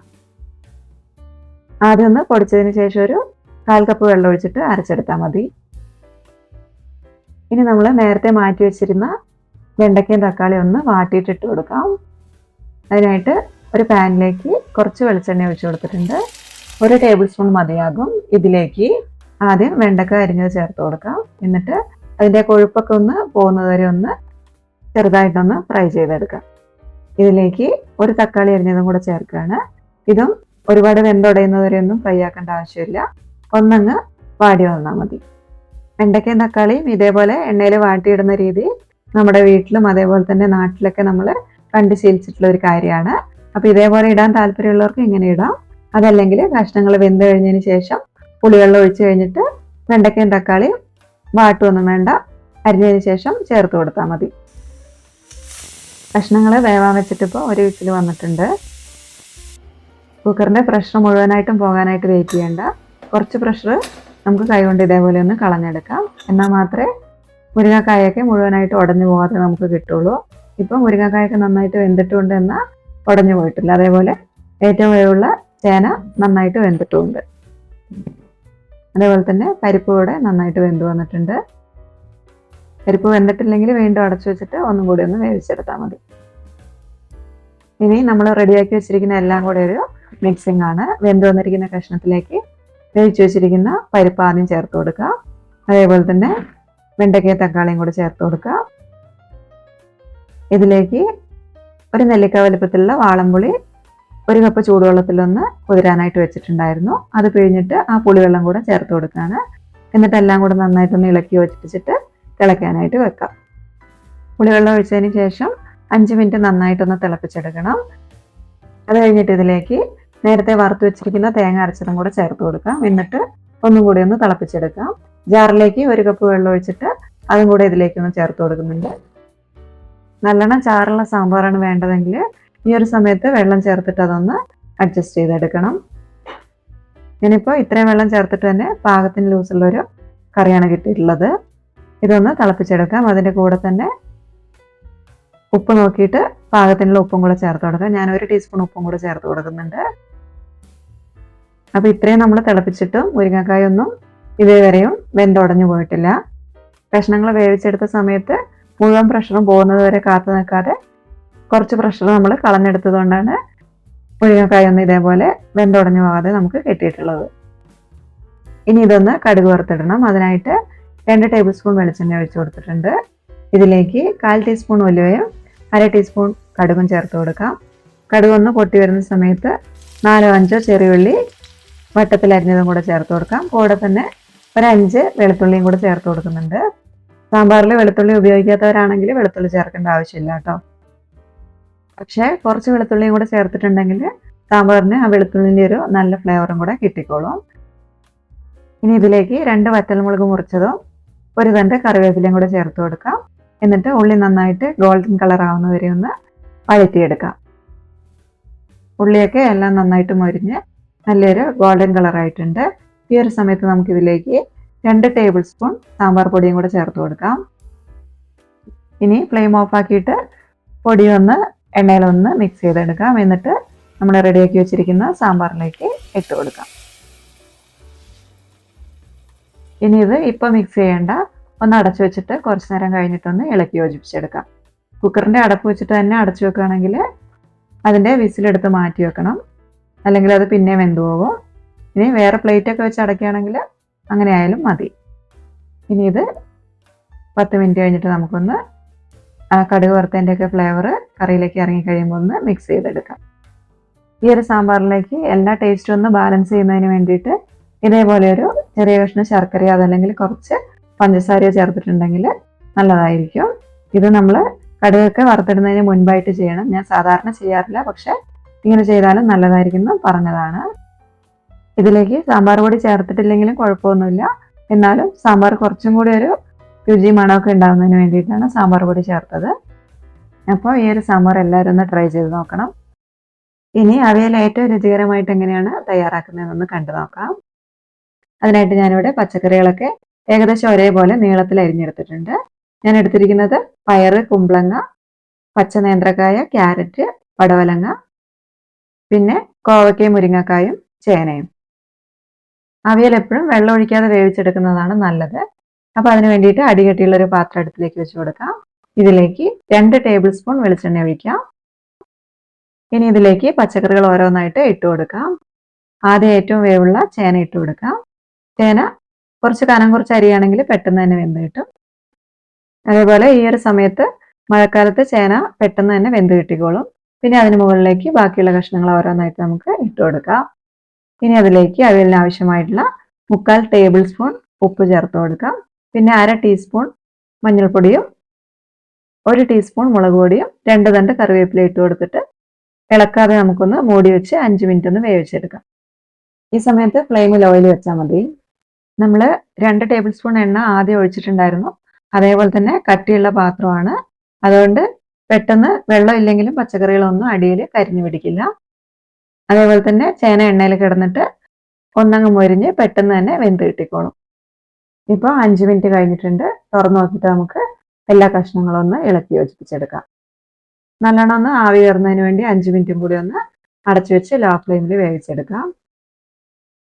ഇപ്പോൾ കഷ്ണങ്ങളൊക്കെ കുറച്ചൊന്ന് വെന്ത് വന്നിട്ടുണ്ട്. ഈ ഒരു സമയത്ത് നമുക്ക് ഇതിലേക്ക് മുരിങ്ങക്കായ ചേർത്ത് കൊടുക്കാം. ആദ്യം മുരിങ്ങക്കായ ചേർത്തിട്ടില്ലായിരുന്നു. ആദ്യം തന്നെ ചേർത്ത് കൊടുക്കുകയാണെങ്കിൽ അവിയലായി വരുമ്പോഴേക്കും മുരിങ്ങക്കായൊക്കെ കൂടുതലായിട്ട് വെന്തു പോകും. ഓരോ കഷ്ണവും നെടുകയൊന്ന് മുറിച്ചിട്ട് 2ആക്കി ഇടുന്നുണ്ട്. അങ്ങനെയാകുമ്പോൾ അതിൻ്റെ ടേസ്റ്റൊക്കെ നന്നായിട്ട് മുരിങ്ങക്കായിലേക്കും പിടിച്ചോളും. ഇതേപോലെ കഷ്ണങ്ങളൊക്കെ സൈഡിലേക്കൊന്ന് മാറ്റിയിട്ട് മുരിങ്ങക്കായ ഇട്ട് കൊടുക്കുക. എന്നിട്ട് ബാക്കിയുള്ള കഷ്ണങ്ങൾ കൊണ്ടൊന്ന് തട്ടിപ്പൊത്തി മൂടി വെക്കാം. എന്നിട്ട് ഇതൊരു 10 മിനിറ്റും കൂടെ ലോ ഫ്ലെയിമിൽ വേവിച്ചെടുക്കുകയാണെങ്കിൽ എല്ലാ കഷ്ണങ്ങളും നന്നായിട്ട് തന്നെ വെന്ത് കിട്ടിക്കോളും. കഷ്ണങ്ങൾ വെന്ത് വരുമ്പോഴേക്കും നമുക്ക് അവിയലിലേക്കുള്ള അരപ്പൊന്ന് തയ്യാറാക്കിയെടുക്കാം. 5 പച്ചമുളകും 8 ചെറിയ ഉള്ളിയും 2 കറിവേപ്പിലയും 1/2 ടീസ്പൂൺ ജീരകവും എടുത്തിട്ടുണ്ട്. ഇതെല്ലാം ഒന്ന് ചതച്ചെടുക്കണം. മിക്സിയിലിട്ടിട്ട് ചതയ്ക്കണ്ട, അപ്പൊ കൂടുതലായിട്ട് അങ്ങ് അരഞ്ഞു പോകും. കല്ലിൽ വെച്ചിട്ടൊന്ന് ചതച്ചെടുത്താൽ മതി. ആദ്യം ജീരകം ഇട്ടിട്ടൊന്ന് ചതയ്ക്കുക. അത് കഴിഞ്ഞിട്ട് പച്ചമുളകും ചെറിയുള്ളിയും കറിവേപ്പിലയും കൂടി ഇട്ടിട്ടൊന്ന് ഒതുക്കിയെടുത്താൽ മതി. ഇനി തേങ്ങയാണ് വേണ്ടത്. ഞാനിവിടെ 2 കപ്പ് ചെറിയ തേങ്ങ എടുത്തിട്ടുണ്ട്. ഇത് എല്ലാം ഒരേ വലുപ്പത്തിൽ കിട്ടുന്നതിന് വേണ്ടിയിട്ട് മിക്സിന്റെ ജാറിലിട്ടിട്ട് ഒന്നങ്ങ് തിരിച്ചെടുക്കാം. എന്നിട്ട് ഇതിലേക്ക് നേരത്തെ നമ്മൾ ചതച്ച് വെച്ചിരിക്കുന്ന പച്ചമുളകും ചെറിയുള്ളിയും ജീരകവും കറിവേപ്പിലയും ഒന്ന് ചേർത്തിട്ട് കൈകൊണ്ട് നന്നായിട്ട് തിരുമ്മി യോജിപ്പിച്ചെടുക്കാം. കഷ്ണങ്ങൾ വേവാൻ വെച്ചിട്ട് ഇപ്പോൾ 10 മിനിറ്റ് കഴിഞ്ഞിട്ടുണ്ട്. തുറന്നു നോക്കി ഇളക്കി കൊടുക്കാം. അടിയിലൊന്നും പിടിച്ചിട്ടില്ല. മുരിങ്ങക്കായൊക്കെ നന്നായിട്ട് വെന്ത് വന്നിട്ടുണ്ട്. എല്ലാം കൂടി ഒന്ന് ഇളക്കി യോജിപ്പിച്ചെടുക്കാം. കഷ്ണങ്ങൾ വെന്തോന്ന് അറിയാൻ വേണ്ടിയിട്ട് ചേന എടുത്തിട്ട് നമുക്കൊന്ന് വെന്തോന്ന് നോക്കാം. ചേനയ്ക്കാണല്ലോ ഏറ്റവും കൂടുതൽ വേവ്. അപ്പോൾ ചേന വെന്തിട്ടുണ്ടെങ്കിൽ ബാക്കിയുള്ള എല്ലാ കഷ്ണങ്ങളും വെന്തിട്ടുണ്ടാവും. ചേനയുടെ നന്നായിട്ട് വെന്ത് വന്നിട്ടുണ്ട്. ഇനി നമുക്ക് ഇതിലേക്ക് പുളിക്കായിട്ട് 1/2 കപ്പ് തൈര് ചേർത്ത് കൊടുക്കാം. ഒന്നുമില്ലെങ്കിൽ തൈര് ചേർത്ത് കൊടുക്കാം, അതല്ലെങ്കിൽ വാളംപുളി ചേർക്കാം. ഇനി അതും അല്ലെങ്കിൽ പച്ചമാങ്ങ ചേർത്ത് കൊടുക്കാം. ഞാനിവിടെ തൈരാണ് ചേർത്തത്. തൈരും കൂടെ ചേർത്തിട്ട് കഷ്ണത്തിന്റെ എല്ലാ ഭാഗത്തേക്കും ആവുന്ന രീതിയിൽ നന്നായിട്ടൊന്ന് ഇളക്കി യോജിപ്പിച്ച് കൊടുക്കുക. അത് കഴിഞ്ഞിട്ട് നമുക്ക് നേരത്തെ ഒതുക്കി വെച്ചിരിക്കുന്ന അരപ്പ് കഷ്ണങ്ങളൊക്കെ ഇതേപോലെ ഒന്ന് തട്ടി മാറ്റിയതിന് ശേഷം നടുഭാഗത്തേക്ക് വെച്ചിട്ട് ബാക്കിയുള്ള കഷ്ണങ്ങൾ കൊണ്ടൊന്ന് തട്ടിപ്പൊത്തി വെച്ച് കൊടുക്കാം. ഈ ഒരു രീതിക്ക് വെച്ച് കൊടുക്കുമ്പോൾ അരപ്പിലേക്ക് പെട്ടെന്ന് തന്നെ ആവി കയറിക്കോളും. ഇനി ഇത് അടച്ചു വെച്ചിട്ടൊരു 2 മിനിറ്റ് ഒന്ന് വേവിച്ചെടുക്കാം. ഇനി തുറന്നു നോക്കിയിട്ട് അരപ്പൊക്കെ കഷ്ണത്തിന്റെ എല്ലാ ഭാഗത്തേക്കും ആവുന്ന രീതിയിൽ നന്നായിട്ടൊന്ന് മിക്സ് ചെയ്തെടുക്കാം. ഉപ്പ് വേണമെന്നുണ്ടെങ്കിൽ ഈ ഒരു സമയത്ത് ചേർത്ത് കൊടുക്കാം. 3/4 ടേബിൾ സ്പൂൺ ഉപ്പ് തന്നെ പാകമാണ്. എല്ലാ പച്ചക്കറിയും കൂടെ നന്നാക്കിയതിന് ശേഷം 750 ഗ്രാം ആയിരുന്നു ഉണ്ടായിരുന്നത്. ഇനി അവസാനമായിട്ട് ഫ്ലെയിം ഓഫ് ചെയ്തതിന് ശേഷം 2 ടേബിൾ സ്പൂൺ പച്ച വെളിച്ചെണ്ണയും 2 തണ്ട് കറിവേപ്പിലയും കൂടെ ചേർത്ത് കൊടുത്തിട്ട് അടച്ചു വെക്കാം. കറിവേപ്പില കൈകൊണ്ടൊന്ന് തിരുമ്മിയിട്ട് വേണം ഇട്ട് കൊടുക്കാൻ. ഫ്ലെയിം ഓഫ് ചെയ്തതിന് ശേഷം 10 മിനിറ്റ് ഇതേപോലെ ഒന്ന് അടച്ചു വെക്കുകയാണെങ്കിൽ പച്ച വെളിച്ചെണ്ണേന്റെയും പച്ചക്കറിവേപ്പിലേന്റെയും ഒക്കെ ടേസ്റ്റ് അവിയലിലേക്ക് നന്നായിട്ട് കിട്ടിക്കോളും. ഇപ്പോൾ അടിപൊളിയായിട്ടുള്ള രുചികരമായിട്ടുള്ള സദ്യ അവിയലിവിടെ റെഡി ആയിട്ടുണ്ട്. എല്ലാവരും ഈ ഒരു രീതിയിലൊന്ന് അവിയൽ തയ്യാറാക്കി നോക്കണം. തീർച്ചയായിട്ടും നിങ്ങൾക്ക് ഇഷ്ടാവും. ഇനി നമുക്ക് നല്ലൊരു സിമ്പിൾ ആയിട്ടുള്ള രസം ഉണ്ടാക്കാം. അതിന് വേണ്ടിയിട്ട് മിക്സിന്റെ ജാറിലേക്ക് ആദ്യം ഒന്ന് ഡ്രൈ ആയിട്ടുള്ള സാധനങ്ങളൊക്കെ ഒന്ന് പൊടിച്ചെടുക്കണം. അതിന് വേണ്ടിയിട്ട് ഇതിലേക്ക് ഒരു 1 ടീസ്പൂൺ കുരുമുളകും 2 ടീസ്പൂൺ മുഴുവൻ മല്ലിയും 1/4 ടീസ്പൂൺ സാധാരണ ചെറിയ ജീരകവും 1 വറ്റൽമുളകും ഇട്ട് കൊടുക്കാം. ഇനി ഇതൊന്ന് പൊടിച്ചെടുത്ത് കൊണ്ടുവരാം. എല്ലാം ഒന്ന് പൊടിച്ചെടുത്തിട്ടുണ്ട്. ഇനി നമുക്കിതിലേക്ക് 1 പച്ചമുളകും 6 അല്ലി വെളുത്തുള്ളിയും 1 ചെറിയ കഷ്ണം ഇഞ്ചിയും 5 ചെറിയുള്ളിയും കൂടെ ചേർത്ത് കൊടുക്കാം. കൂടെ തന്നെ ഒരു 2 നാടൻ തക്കാളി ഒന്ന് മുറിച്ചിട്ടിട്ട് കൊടുക്കാം. ഇനി മിക്സിയിൽ അരച്ചെടുത്തിരിക്കുന്നതെല്ലാം രസം ഉണ്ടാക്കുന്ന പാത്രത്തിലേക്ക് ഒഴിച്ചു കൊടുക്കാം. ഇതിലേക്ക് ഒരു 4 കപ്പ് വെള്ളം കൂടെ ഒഴിക്കുന്നുണ്ട്. അതുപോലെ ഒരു നെല്ലിക്ക വലുപ്പത്തിലുള്ള പുളി കുറച്ച് ചൂടുവെള്ളത്തിലൊന്ന് കുതിർത്തിയിട്ട് ആ വെള്ളം കൂടെ ഒഴിച്ചു കൊടുക്കാം. പിന്നെ ഒരു 2 ടീസ്പൂൺ ഉപ്പും കൂടെ ചേർക്കുന്നുണ്ട്. അതുപോലെ ഒരു 1/4 ടീസ്പൂൺ മഞ്ഞൾപ്പൊടി ചേർക്കാം. അതുപോലെ രസത്തിന്റെ ഉപ്പും പുളി എരിവൊക്കെ ഒന്ന് ബാലൻസ് ആവുന്നതിന് വേണ്ടിയിട്ട് ഒരു ചെറിയ കഷ്ണം ശർക്കരയും കൂടെ ചേർത്ത് കൊടുക്കാം. ശർക്കര ഒരു ചെറിയ കഷ്ണം മാത്രം മതി. ഒരുപാട് കൂടിപ്പോയിട്ടുണ്ടെങ്കിൽ അതിൻ്റെ ഒരു മധുരം രസത്തിനുണ്ടാകും. ഇനി അവസാനമായിട്ട് കുറച്ച് കറിവേപ്പിലയും കുറച്ച് മല്ലിയില അരിഞ്ഞതും കൂടെ ചേർത്ത് കൊടുത്തിട്ട് നന്നായിട്ടൊന്ന് ഇളക്കി നമുക്ക് സ്റ്റൗവിലേക്ക് വെച്ച് കൊടുത്ത് ഫ്ലെയിം ഓൺ ചെയ്ത് കൊടുക്കാം. ഇനി ഇത് ഫുൾ ഫ്ലെയിമിൽ വെച്ചിട്ടൊന്ന് തിളപ്പിച്ചെടുക്കാം. രസം തിളയ്ക്കാനായിട്ട് തുടങ്ങിയതിന് ശേഷം ഒരു 10 മിനിറ്റും കൂടി ഒന്ന് തിളപ്പിച്ചാൽ മതി. ഇതിവിടെ ഒരു 10 മിനിറ്റ് തിളച്ച് വന്നിട്ടുണ്ട്. ഇപ്പൊ അടിപൊളിയായിട്ടുള്ള രസം ഇവിടെ റെഡി ആയിട്ടുണ്ട്. ഇനി നമുക്ക് ഇതിലേക്കൊന്ന് കടുക് വറുത്തും കൂടി ഇടണം. അതിനായിട്ട് ഒരു പാൻ അടുപ്പിലേക്ക് വെച്ചിട്ടൊന്ന് ചൂടാക്കി എടുക്കാം. ഇതിലേക്ക് 1 ടേബിൾ സ്പൂൺ വെളിച്ചെണ്ണ ഒഴിച്ചു കൊടുക്കാം. വെളിച്ചെണ്ണ ചൂടായി വരുമ്പോൾ ഒരു 1/4 ടീസ്പൂൺ കടുക് ചേർത്ത് കൊടുക്കാം. കടുക് ഒന്ന് പൊട്ടി വരുന്ന സമയത്ത് 2 വറ്റൽമുളക് മുറിച്ചതും 1 തണ്ട് കറിവേപ്പിലയും കൂടെ ചേർത്ത് കൊടുത്തിട്ട് ഒന്ന് ഇളക്കിയതിന് ശേഷം ഫ്ലെയിം ഓഫ് ചെയ്ത് കൊടുക്കാം. ഇനി ഇതിലേക്ക് 1/4 ടീസ്പൂൺ വീതം കായം പൊടിച്ചതും ഉലുവപ്പൊടിയും കൂടെ ചേർത്ത് കൊടുക്കാം. ഇനി ഇത് റെഡിയായി വന്നിരിക്കുന്ന രസത്തിലേക്ക് ഒഴിച്ചു കൊടുക്കാം. ഇനി ഇത് വേണമെങ്കിൽ ഒരു 5 മിനിറ്റ് മൂടി വെച്ചതിന് ശേഷം എല്ലാ രുചികളും ഒന്ന് യോജിച്ച് വന്നു കഴിഞ്ഞിട്ടുണ്ടെങ്കിൽ നമുക്ക് ഉപയോഗിക്കാം. ഇനി നമുക്ക് ഇൻസ്റ്റന്റ് ആയിട്ട് എളുപ്പത്തിൽ ഉണ്ടാക്കിയെടുക്കാൻ പറ്റുന്ന നല്ലൊരു മാങ്ങാച്ചാറിന്റെ റെസിപ്പി കാണാം. അതിന് വേണ്ടിയിട്ട് ഞാനിവിടെ 5 പച്ചമാങ്ങ എടുത്ത് വെച്ചിട്ടുണ്ട്. 500 ഗ്രാം മാങ്ങയാണ് ഇത്. ഇത് നന്നായിട്ടൊന്ന് കഴുകി വൃത്തിയാക്കി അതിന്റെ വെള്ളമൊക്കെ ഒന്ന് തുടച്ചു കളഞ്ഞ് ഇതേപോലെ ചെറിയ കഷ്ണങ്ങളാക്കി മുറിച്ചെടുക്കുകയാണ്.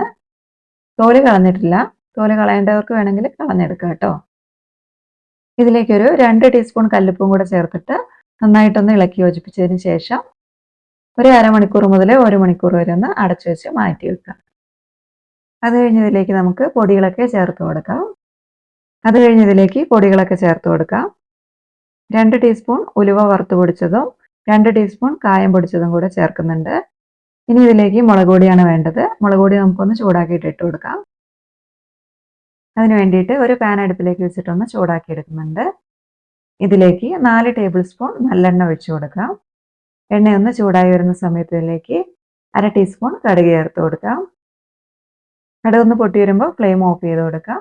എന്നിട്ട് എണ്ണേൻ്റെ ചൂടൊന്ന് തണുത്ത് കഴിയുമ്പോൾ ഇതിലേക്ക് 2 ടേബിൾ സ്പൂൺ കാശ്മീരി മുളക് പൊടി ചേർത്ത് കൊടുക്കാം. അതായത് പെരിയ മുളക് പൊടി. എന്നിട്ട് പൊടി ഒട്ടും കരിഞ്ഞു പോകാതെ പൊടിൻ്റെ പച്ചമണമൊക്കെ ഒന്ന് മാറുന്നത് വരെ എണ്ണയിലൊന്ന് മിക്സ് ചെയ്തെടുക്കാം. ഇനി നമുക്കിത് നേരത്തെ തയ്യാറാക്കി വെച്ചിരിക്കുന്ന പച്ചമാങ്ങയിലേക്ക് ഒഴിച്ചു കൊടുക്കാം. എന്നിട്ട് പൊടിയൊക്കെ എല്ലാ ഭാഗത്തേക്കും ആവുന്ന രീതിയിൽ നന്നായിട്ടൊന്ന് മിക്സ് ചെയ്തെടുക്കാം. ഇപ്പം കാണുമ്പോൾ നമുക്ക് അച്ചാർ ഡ്രൈ ആയിട്ടിരിക്കുന്നത് പോലെ തോന്നും. പക്ഷേ ഉപ്പൊക്കെ നന്നായിട്ട് അലിഞ്ഞ് മാങ്ങേൻ്റെ ഉള്ളിൽ നിന്നൊക്കെ വെള്ളം പുറത്തേക്ക് വന്നിട്ട് അച്ചാർ ഒന്നും കൂടി ഒന്ന് ലൂസായിട്ട് വരും. ഇനി ഇതിലും കൂടുതൽ ലൂസ് വേണമെന്നുണ്ടെങ്കിൽ കുറച്ച് തിളപ്പിച്ചാറിയ വെള്ളം എടുത്തിട്ട് അതൊന്ന് ഒഴിച്ചു കൊടുത്തിട്ട് മിക്സ് ചെയ്തെടുത്താൽ മതി. അവസാനമായിട്ട് നല്ലൊരു ടേസ്റ്റിന് വേണ്ടിയിട്ട് 1/2 ടീസ്പൂൺ കടുക് ചതച്ചതും കൂടെ ചേർത്ത് കൊടുത്തിട്ട് ഒന്നങ്ങ് ഇളക്കിയെടുക്കാം. ഇപ്പോൾ അടിപൊളിയായിട്ടുള്ള പെട്ടെന്ന് ഉണ്ടാക്കിയെടുക്കാൻ പറ്റുന്ന നല്ലൊരു മാങ്ങാച്ചാർ ഇവിടെ റെഡി ആയിട്ടുണ്ട്.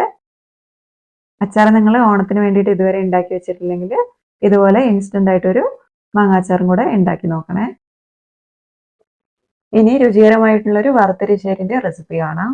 ഞാനിവിടെ മത്തങ്ങ വൻപയറും വെച്ചിട്ടുള്ള വറുത്തരിശ്ശേരിയാണ് കേട്ടോ തയ്യാറാക്കുന്നത്. അതിനായിട്ട് ഒരു ചെറിയ മത്തങ്ങേൻ്റെ പകുതി എടുത്തിട്ടുണ്ട്. പിന്നെ കുറച്ച് കുതിർത്തെടുത്തിരിക്കുന്ന വൻപയറും എടുത്തിട്ടുണ്ട്. ഈ പയർ കുറഞ്ഞത് ഒരു 6 മണിക്കൂറെങ്കിലും കുതിർത്തി വെച്ചതായിരിക്കണം. ഞാനിവിടെ 1/4 കപ്പ് വൻപയറായിരുന്നു എടുത്തിട്ടുണ്ടായിരുന്നത്, 150 ഗ്രാം. അത് നന്നായിട്ട് കഴുകി വെള്ളമൊഴിച്ചിട്ട് കുതിരാനായിട്ട് വെച്ചിട്ടുണ്ടായിരുന്നു. ഇതിപ്പോൾ വെള്ളം കളഞ്ഞെടുത്തതാണ്. അതുപോലെ തന്നെ മത്തങ്ങ അതിൻ്റെ കുരുവും തൊലിയൊക്കെ കളഞ്ഞിട്ട് ചെറിയ കഷ്ണങ്ങളാക്കി മുറിച്ചെടുക്കാം. മുറിച്ചെടുത്തതിന് ശേഷം 1/2 കിലോ മത്തങ്ങയാണ് എരിശ്ശേരിക്ക് വേണ്ടി എടുക്കുന്നത്. ഇനി എരിശ്ശേരി എളുപ്പത്തിൽ ഉണ്ടാക്കിയെടുക്കുന്നതിന് വേണ്ടിയിട്ട് വൻപയറും മത്തങ്ങയും ഒരുമിച്ച് കുക്കറിലേക്ക് ഇട്ടിട്ട് വേവിച്ചെടുക്കാം. ആദ്യം പയറിട്ട് കൊടുക്കാം. അതിന് മുകളിലേക്ക് കഷ്ണങ്ങളാക്കി വെച്ചിരിക്കുന്ന മത്തങ്ങ ഇട്ട് കൊടുക്കാം. ഇതിലേക്ക് 1/4 ടീസ്പൂൺ മഞ്ഞൾപ്പൊടിയും 1/2 ടീസ്പൂൺ മുളക് പൊടിയും, സാധാരണ മുളക് പൊടിയാണ് എരിവുള്ളത്, പിന്നെ 1/2 ടീസ്പൂൺ കുരുമുളക് പൊടിച്ചതും 1/2 ടേബിൾ സ്പൂൺ ഉപ്പും കൂടെ ചേർത്ത് കൊടുക്കാം. 1/2 ടേബിൾ സ്പൂൺ ഉപ്പ് എന്ന് പറയുന്നത് 1/2 ടീസ്പൂൺ ഉപ്പാണ്. ഇതിലേക്ക് 1/2 കപ്പ് വെള്ളം കൂടി ഒഴിച്ചിട്ട് നമുക്ക് ഇതൊന്ന് വേവിച്ചെടുക്കാം. മീഡിയം ഫ്ലെയിമിൽ ഒരു 2 വിസിലടിച്ചാൽ മതിയാവും. പയറ് കുതിർന്നതായതുകൊണ്ട് മത്തങ്ങേൻ്റെ കൂടെ തന്നെ പെട്ടെന്ന് തന്നെ വെന്ത് വന്നോളും. ഇനി കുതിരാത്ത പയറാണെങ്കിൽ ആദ്യം പയർ വേവിച്ചതിന് ശേഷം അതിലേക്ക് മത്തങ്ങ ഇട്ട് കൊടുത്തിട്ട് വീണ്ടും ഒന്ന് പാകത്തിന് വേവിച്ചെടുത്താൽ മതി. കഷ്ണങ്ങൾ വെന്ത് വരുമ്പോഴേക്കും എരിശ്ശേരിക്കുള്ള അരപ്പൊന്ന് തയ്യാറാക്കി വെക്കാം. ജാറിലേക്ക് 1 കപ്പ് ചെറുകിയ തേങ്ങ ഇട്ട് കൊടുക്കാം. ഇതിലേക്ക് 3 പച്ചമുളകും 1/4 ടീസ്പൂൺ ജീരകവും, പിന്നെ അരപ്പിന് നല്ലൊരു കളർ കിട്ടാൻ വേണ്ടിയിട്ട് 1/4 ടീസ്പൂൺ മഞ്ഞൾപ്പൊടിയും, പിന്നെ ഒരു 1/4 കപ്പ് വെള്ളം കൂടി ഒഴിച്ചിട്ട് തേങ്ങയൊന്ന് അരച്ചെടുക്കാം. തേങ്ങ നല്ല ഫൈനായിട്ട് അരച്ചെടുക്കേണ്ട ആവശ്യമില്ല, ചെറിയ തരിയോട് കൂടിയിട്ട് വേണം അരച്ചെടുക്കാൻ. ഒരു തവണയൊന്ന് അരച്ചെടുത്തതിന് ശേഷം ഇതിലേക്ക് 3 വെളുത്തുള്ളിയും കൂടെ ചേർത്ത് കൊടുത്തിട്ട് ഒന്നും കൂടി ഒന്ന് അരച്ചെടുക്കാം. ഇപ്പോൾ എരിശ്ശേരിക്കുള്ള അരപ്പോടെ റെഡി ആയിട്ടുണ്ട്. അപ്പോഴേക്കും കുക്കറിൻ്റെ പ്രഷറൊക്കെ പോയിട്ടുണ്ട്. കുക്കർ തുറന്ന് നോക്കാം. പയറും മത്തങ്ങയൊക്കെ നന്നായിട്ട് വെന്ത് വന്നിട്ടുണ്ട്. ഇനി ഫ്ലെയിം ഓൺ ചെയ്ത് കൊടുത്തിട്ട് ഇതെല്ലാം ഒന്ന് ഇളക്കി യോജിപ്പിച്ചെടുക്കാം. നിങ്ങൾക്ക് എരിശ്ശേരിയിൽ മത്തങ്ങ ഏത് രീതിയിലാണോ വേണ്ടത് അതിനനുസരിച്ച് വേവിച്ചെടുത്താൽ മതി. ഞാനിപ്പോൾ മത്തങ്ങേൻ്റെ കഷ്ണങ്ങളൊന്നും കറിയിൽ കടിക്കാത്ത രീതിയിൽ നന്നായിട്ട് അലിഞ്ഞു പോകുന്ന രീതിയിൽ നല്ലോണം തന്നെ വേവിച്ചെടുത്തിട്ടുണ്ട്. ഇനി ഇതിലേക്ക് നേരത്തെ നമ്മൾ അരച്ചു വെച്ചിരുന്ന അരപ്പ് ചേർത്ത് കൊടുക്കാം. ജാറിലേക്ക് ഒരു അരക്കപ്പ് വെള്ളം കൂടി ഒഴിച്ചിട്ട് അതും കൂടി ഒഴിച്ചു കൊടുക്കാം. എല്ലാം ഒന്ന് ഇളക്കി യോജിച്ചതിന് ശേഷം തേങ്ങേൻ്റെ ആ പച്ച സ്വാദൊക്കെ ഒന്ന് പോകുന്നത് വരെ 2-3 മിനിറ്റ് ഒന്ന് തിളപ്പിച്ചെടുക്കാം. ഇപ്പോൾ എരിശ്ശേരി ഇവിടെ റെഡി ആയിട്ടുണ്ട്. ഇനി നമുക്കിതിലേക്കുള്ള തേങ്ങ ഒന്ന് വറുത്തിടണം. അതിനായിട്ട് ഒരു ചീനച്ചട്ടി അടുപ്പിലേക്ക് വെച്ചിട്ട് 3 ടേബിൾ സ്പൂൺ വെളിച്ചെണ്ണ ഒഴിച്ചു കൊടുക്കുന്നുണ്ട്.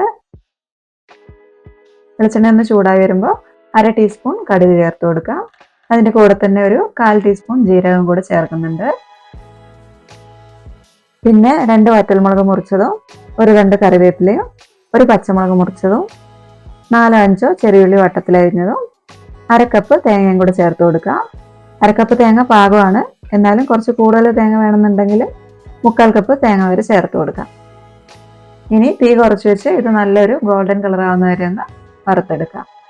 എണ്ണ കുറവാണെങ്കിൽ 1 ടേബിൾ സ്പൂൺ എണ്ണയും കൂടെ ചേർത്ത് കൊടുക്കാം. ഇപ്പോൾ തേങ്ങയൊക്കെ നന്നായിട്ട് മൂത്ത് നല്ലൊരു ഗോൾഡൻ കളറായി വന്നിട്ടുണ്ട്. കരിഞ്ഞു പോകരുത്. ഈ ഒരു ഭാഗത്തിൽ നമുക്ക് എരിശ്ശേരിയിലേക്ക് ചേർത്ത് കൊടുക്കാം. ഇനി ഇതിൻ്റെ രുചിയും മണമൊക്കെ ഒന്ന് കറിയിലേക്ക് പിടിക്കുന്നതിന് വേണ്ടിയിട്ട് വേണമെങ്കിൽ ഒരു 5 മിനിറ്റ് ഒന്ന് അടച്ചു വെക്കാം. അത് കഴിഞ്ഞ് തുറന്നു നോക്കിയിട്ട് എല്ലാം കൂടി ഒന്ന് ഇളക്കി യോജിപ്പിച്ചെടുക്കാം. അപ്പോൾ അടിപൊളിയായിട്ടുള്ള മത്തങ്ങ വൻപയർ വറുത്തരിശ്ശേരിയുടെ റെഡി ആയിട്ടുണ്ട്. നല്ല സ്വാദുള്ള ഒരു വറുത്തരിശ്ശേരിയാണിത്. വെറുതെ പറയുന്നതല്ല, എല്ലാവരും ഇതേ രീതിയിൽ പറഞ്ഞിരിക്കുന്ന സാധനങ്ങളൊക്കെ വെച്ചിട്ടൊന്ന് തയ്യാറാക്കി നോക്കണം. വെളുത്തുള്ളിയും കുരുമുളകൊക്കെ ചേർത്തിട്ടുള്ള എരിശ്ശേരി നല്ല ടേസ്റ്റാണ്. തയ്യാറാക്കി നോക്കിയിട്ട് നിങ്ങൾക്ക് ഇഷ്ടമാവുകയാണെങ്കിൽ നിങ്ങളുടെ അഭിപ്രായം ഒന്ന് താഴെ എഴുതണേ. ഇനി നല്ലൊരു ക്യാബേജ് തോരൻ എങ്ങനെയാണ് തയ്യാറാക്കിയെടുക്കുന്നതെന്ന് നോക്കാം. അതിന് വേണ്ടിയിട്ട് ഒരു ക്യാബേജിൻ്റെ പകുതി എടുത്തിട്ടുണ്ട്. ഇത് വളരെ ചെറുതാക്കി ഒന്ന് കൊത്തി അരിഞ്ഞെടുക്കാം. അതിനുശേഷം ഇതിലേക്കൊരു 1/4 ടീസ്പൂൺ ഉപ്പും 1/4 ടീസ്പൂൺ മഞ്ഞൾപ്പൊടിയും ചേർത്തിട്ട് കൈകൊണ്ട് നന്നായിട്ടൊന്ന് തിരുമ്മി യോജിപ്പിച്ചിട്ടൊരു 10 മിനിറ്റ് ഒന്ന് അടച്ചു വെക്കാം. 10 മിനിറ്റ് കഴിയുമ്പോൾ തുറന്നു നോക്കിയിട്ടൊന്ന് കൈകൊണ്ട് അമർത്തി തിരുമ്മി അതിൽ വെള്ളമൊക്കെ ഒന്ന് പിഴിഞ്ഞ് കളയാം. ഈ വെള്ളം ഇനി നമുക്ക് ആവശ്യമില്ല, ഇതങ്ങ് കളയാം. ഇനി ഇതിലേക്കൊരു 5 ചെറിയുള്ളിയും ഒരു ചെറിയ കഷ്ണം ഇഞ്ചിയും അതുപോലെ ഒരു പച്ചമുളകും ഒന്ന് ചതച്ചിട്ട് ചേർത്ത് കൊടുക്കാം. കൂടെ തന്നെ ഒരു 2 കറിവേപ്പിലയും 3 ടേബിൾ സ്പൂൺ തേങ്ങയും 1/4 ടീസ്പൂൺ ഉപ്പും കൂടെ ചേർത്തിട്ട് കൈകൊണ്ട് നന്നായി ഒന്നും കൂടി ഒന്ന് തിരുമ്മി യോജിപ്പിച്ചെടുക്കാം. ഇനി ഒരു പാൻ അടുപ്പിലേക്ക് വെച്ചിട്ടൊന്ന് ചൂടാക്കിയെടുക്കുക. ഇതിലേക്ക് 1 ടേബിൾ സ്പൂൺ വെളിച്ചെണ്ണ ഒഴിച്ചു കൊടുക്കാം. വെളിച്ചെണ്ണ ഒന്ന് ചൂടായി വരുമ്പോൾ 1/2 ടീസ്പൂൺ കടുക് ചേർത്ത് കൊടുക്കാം. കടുക് ഒന്ന് പൊട്ടി വരുമ്പോൾ 2 വറ്റൽമുളക് മുറിച്ചതും ഒരു 2 കറിവേപ്പിലയും ചേർത്തിട്ട് പെട്ടെന്നൊന്ന് മുളക് കരിഞ്ഞു പോകാതെ ഒന്ന് ഇളക്കി കൊടുക്കാം. ഇനി ഇതിലേക്ക് നമ്മളിപ്പോൾ മിക്സ് ചെയ്ത് വെച്ചിരിക്കുന്ന ക്യാബേജ് ചേർത്ത് കൊടുക്കാം. എല്ലാം ഒന്ന് ഇളക്കി യോജിപ്പിച്ചതിന് ശേഷം അടച്ചു വെച്ചിട്ടൊരു 2 മിനിറ്റ് ഒന്ന് വേവിച്ചെടുക്കാം. തുറന്നു വെച്ചിട്ട് വേവിച്ചാലും മതി, കുഴപ്പമൊന്നുമില്ല. വെള്ളമൊക്കെ നന്നായിട്ട് വറ്റി ക്യാബേജ് പെട്ടെന്ന് തന്നെ വെന്ത് കിട്ടിക്കോളും. തുറന്നു വെച്ചതിന് ശേഷം വീണ്ടും ഒരു 1-2 മിനിറ്റും കൂടി ഒന്ന് ഇളക്കിയിട്ട് വേവിച്ചെടുക്കാം. ഇപ്പോൾ അടിപൊളിയായിട്ടുള്ള ക്യാബേജ് തോരൻ ഇവിടെ റെഡി ആയിട്ടുണ്ട്. ഇനി നമുക്ക് സിമ്പിളായിട്ട് നല്ലൊരു ഓയിൽ എങ്ങനെ തയ്യാറാക്കുന്നതെന്ന് നോക്കാം. വൻപയറും തേങ്ങാപ്പാലും കുമ്പളങ്ങയും ചേർത്തിട്ടുള്ള നല്ലൊരു ഓലൻ്റെ റെസിപ്പിയാണിത്. അപ്പോൾ ആദ്യം വൻപയറൊന്ന് വേവിച്ചെടുക്കാം. അതിന് വേണ്ടിയിട്ട് ഒരു കുക്കറിലേക്ക് കുതിർത്ത് വെച്ചിരിക്കുന്ന 1/4 കപ്പ് വൻപയർ ചേർത്ത് കൊടുക്കാം. ഇതിലേക്ക് പയർ വേവുന്നതിന് ആവശ്യമായിട്ടുള്ള 1/2 കപ്പ് വെള്ളവും 1/4 ടീസ്പൂൺ ഉപ്പും കൂടെ ചേർത്ത് മീഡിയം ഫ്ലെയിമിൽ ഒരു 2 വിസിൽ വരുന്നത് വരെ വേവിച്ചെടുക്കാം. പയർ വെന്ത് വരുമ്പോഴേക്കും വേറെ ഒരു പാത്രത്തിൽ കുമ്പളങ്ങ ഒന്ന് വേവിച്ചെടുക്കാം. 400 ഗ്രാം കുമ്പളങ്ങ കനം കുറച്ച് ചതുരത്തിൽ മുറിച്ചെടുത്തിട്ടുണ്ട്. ഇത് നമുക്ക് പാത്രത്തിലേക്ക് ഇട്ട് കൊടുക്കാം. ഇതിലേക്കൊരു 2 പച്ചമുളക് കീറിയതും ഇട്ട് കൊടുക്കുന്നുണ്ട്. അതുപോലെ കുമ്പളങ്ങയ്ക്ക് ആവശ്യമായിട്ടുള്ള 1/4 ടീസ്പൂൺ ഉപ്പും കൂടെ ചേർത്ത് കൊടുക്കാം. ഓലൻ എപ്പോഴും ഉപ്പ് കുറവായിട്ട് മതി, അതുകൊണ്ട് കുറച്ച് ഉപ്പ് മാത്രം ചേർത്താൽ മതി. ഇനി കുമ്പളങ്ങ വേവുന്നതിന് ആവശ്യമായിട്ടുള്ള 1/2 കപ്പ് വെള്ളം കൂടി ഒഴിച്ചു കൊടുത്തിട്ട് മീഡിയം ഫ്ലെയിമിൽ ഒരു 10 മിനിറ്റ് ഒന്ന് വേവിച്ചെടുക്കാം. 10 മിനിറ്റ് കഴിഞ്ഞിട്ടുണ്ട്. കുമ്പളങ്ങയൊക്കെ നന്നായിട്ട് വെന്ത് വന്നിട്ടുണ്ട്. അതുപോലെ വെള്ളം നന്നായിട്ട് വറ്റി വന്നിട്ടുണ്ട്. ഇനി നമുക്കിതിലേക്ക് നേരത്തെ വേവിച്ച് വെച്ചിരിക്കുന്ന പയർ ചേർത്ത് കൊടുക്കാം. പയറിലെ വെള്ളമൊക്കെ മുഴുവനായിട്ട് വറ്റിയിട്ടുണ്ടായിരുന്നു. ഇനി അഥവാ പയറിലെ വെള്ളം വറ്റിയിട്ടില്ലെങ്കിൽ വെള്ളം ഒന്ന് വറ്റിച്ചതിന് ശേഷം മാത്രം ഇതിലേക്ക് ചേർത്ത് കൊടുത്താൽ മതി. ഇനി രണ്ടും കൂടെ നന്നായിട്ടൊന്ന് മിക്സ് ചെയ്തെടുക്കാം. ഇനി ഇതിലേക്ക് തേങ്ങാപ്പാലാണ് ചേർത്ത് കൊടുക്കേണ്ടത്. 1 കപ്പ് നല്ല കട്ടി തേങ്ങാപ്പാലാണ് ചേർക്കുന്നത്. അതും കൂടെ ചേർത്തിട്ട് എല്ലാം കൂടെ നന്നായിട്ടൊന്ന് മിക്സ് ചെയ്തെടുക്കാം. ഇനി ഇതിലേക്ക് അവസാനമായിട്ട് 1 ടേബിൾ സ്പൂൺ പച്ച വെളിച്ചെണ്ണയും 1 തണ്ട് കറിവേപ്പിലയും കൂടെ ചേർത്ത് കൊടുത്തിട്ട് 10 മിനിറ്റ് ഇതൊന്ന് അടച്ചു വെക്കാം. 10 മിനിറ്റിന് ശേഷം ഇളക്കി യോജിപ്പിച്ചിട്ട് ഉപയോഗിക്കാം. ഇനി നല്ലൊരു കട്ടിപ്പരിപ്പിന്റെ റെസിപ്പി കാണാം. കട്ടിപ്പരിപ്പ് ഉണ്ടാക്കാനായിട്ട് ചെറുപയർ പരിപ്പാണ് നമ്മൾ ഉപയോഗിക്കുക. ആദ്യം പരിപ്പൊന്ന് ചൂടാക്കി എടുക്കണം. അപ്പം അതിനായിട്ടൊരു പാൻ അടുപ്പിലേക്ക് വെച്ചിട്ടുണ്ട്. അതിലേക്ക് ചെറുപയർ പരിപ്പ് ഇട്ട് കൊടുക്കുകയാണ്. ഇനി ഇതൊന്ന് നന്നായിട്ടൊന്ന് റോസ്റ്റ് ചെയ്തെടുക്കണം. ഒരു നല്ലൊരു മണം വരും. പയറിങ്ങനെ ചൂടായിട്ട് ആ മണം വരുന്നത് വരെ ഒരു 5 മിനിറ്റ് ഇതൊന്ന് റോസ്റ്റ് ചെയ്തെടുക്കാം.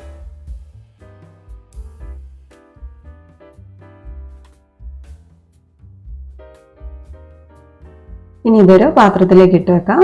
തണുത്തതിന് ശേഷം നന്നായിട്ട് കഴുകിയെടുക്കണം. 2-3 തവണയൊന്ന് കഴുകിയെടുക്കാം.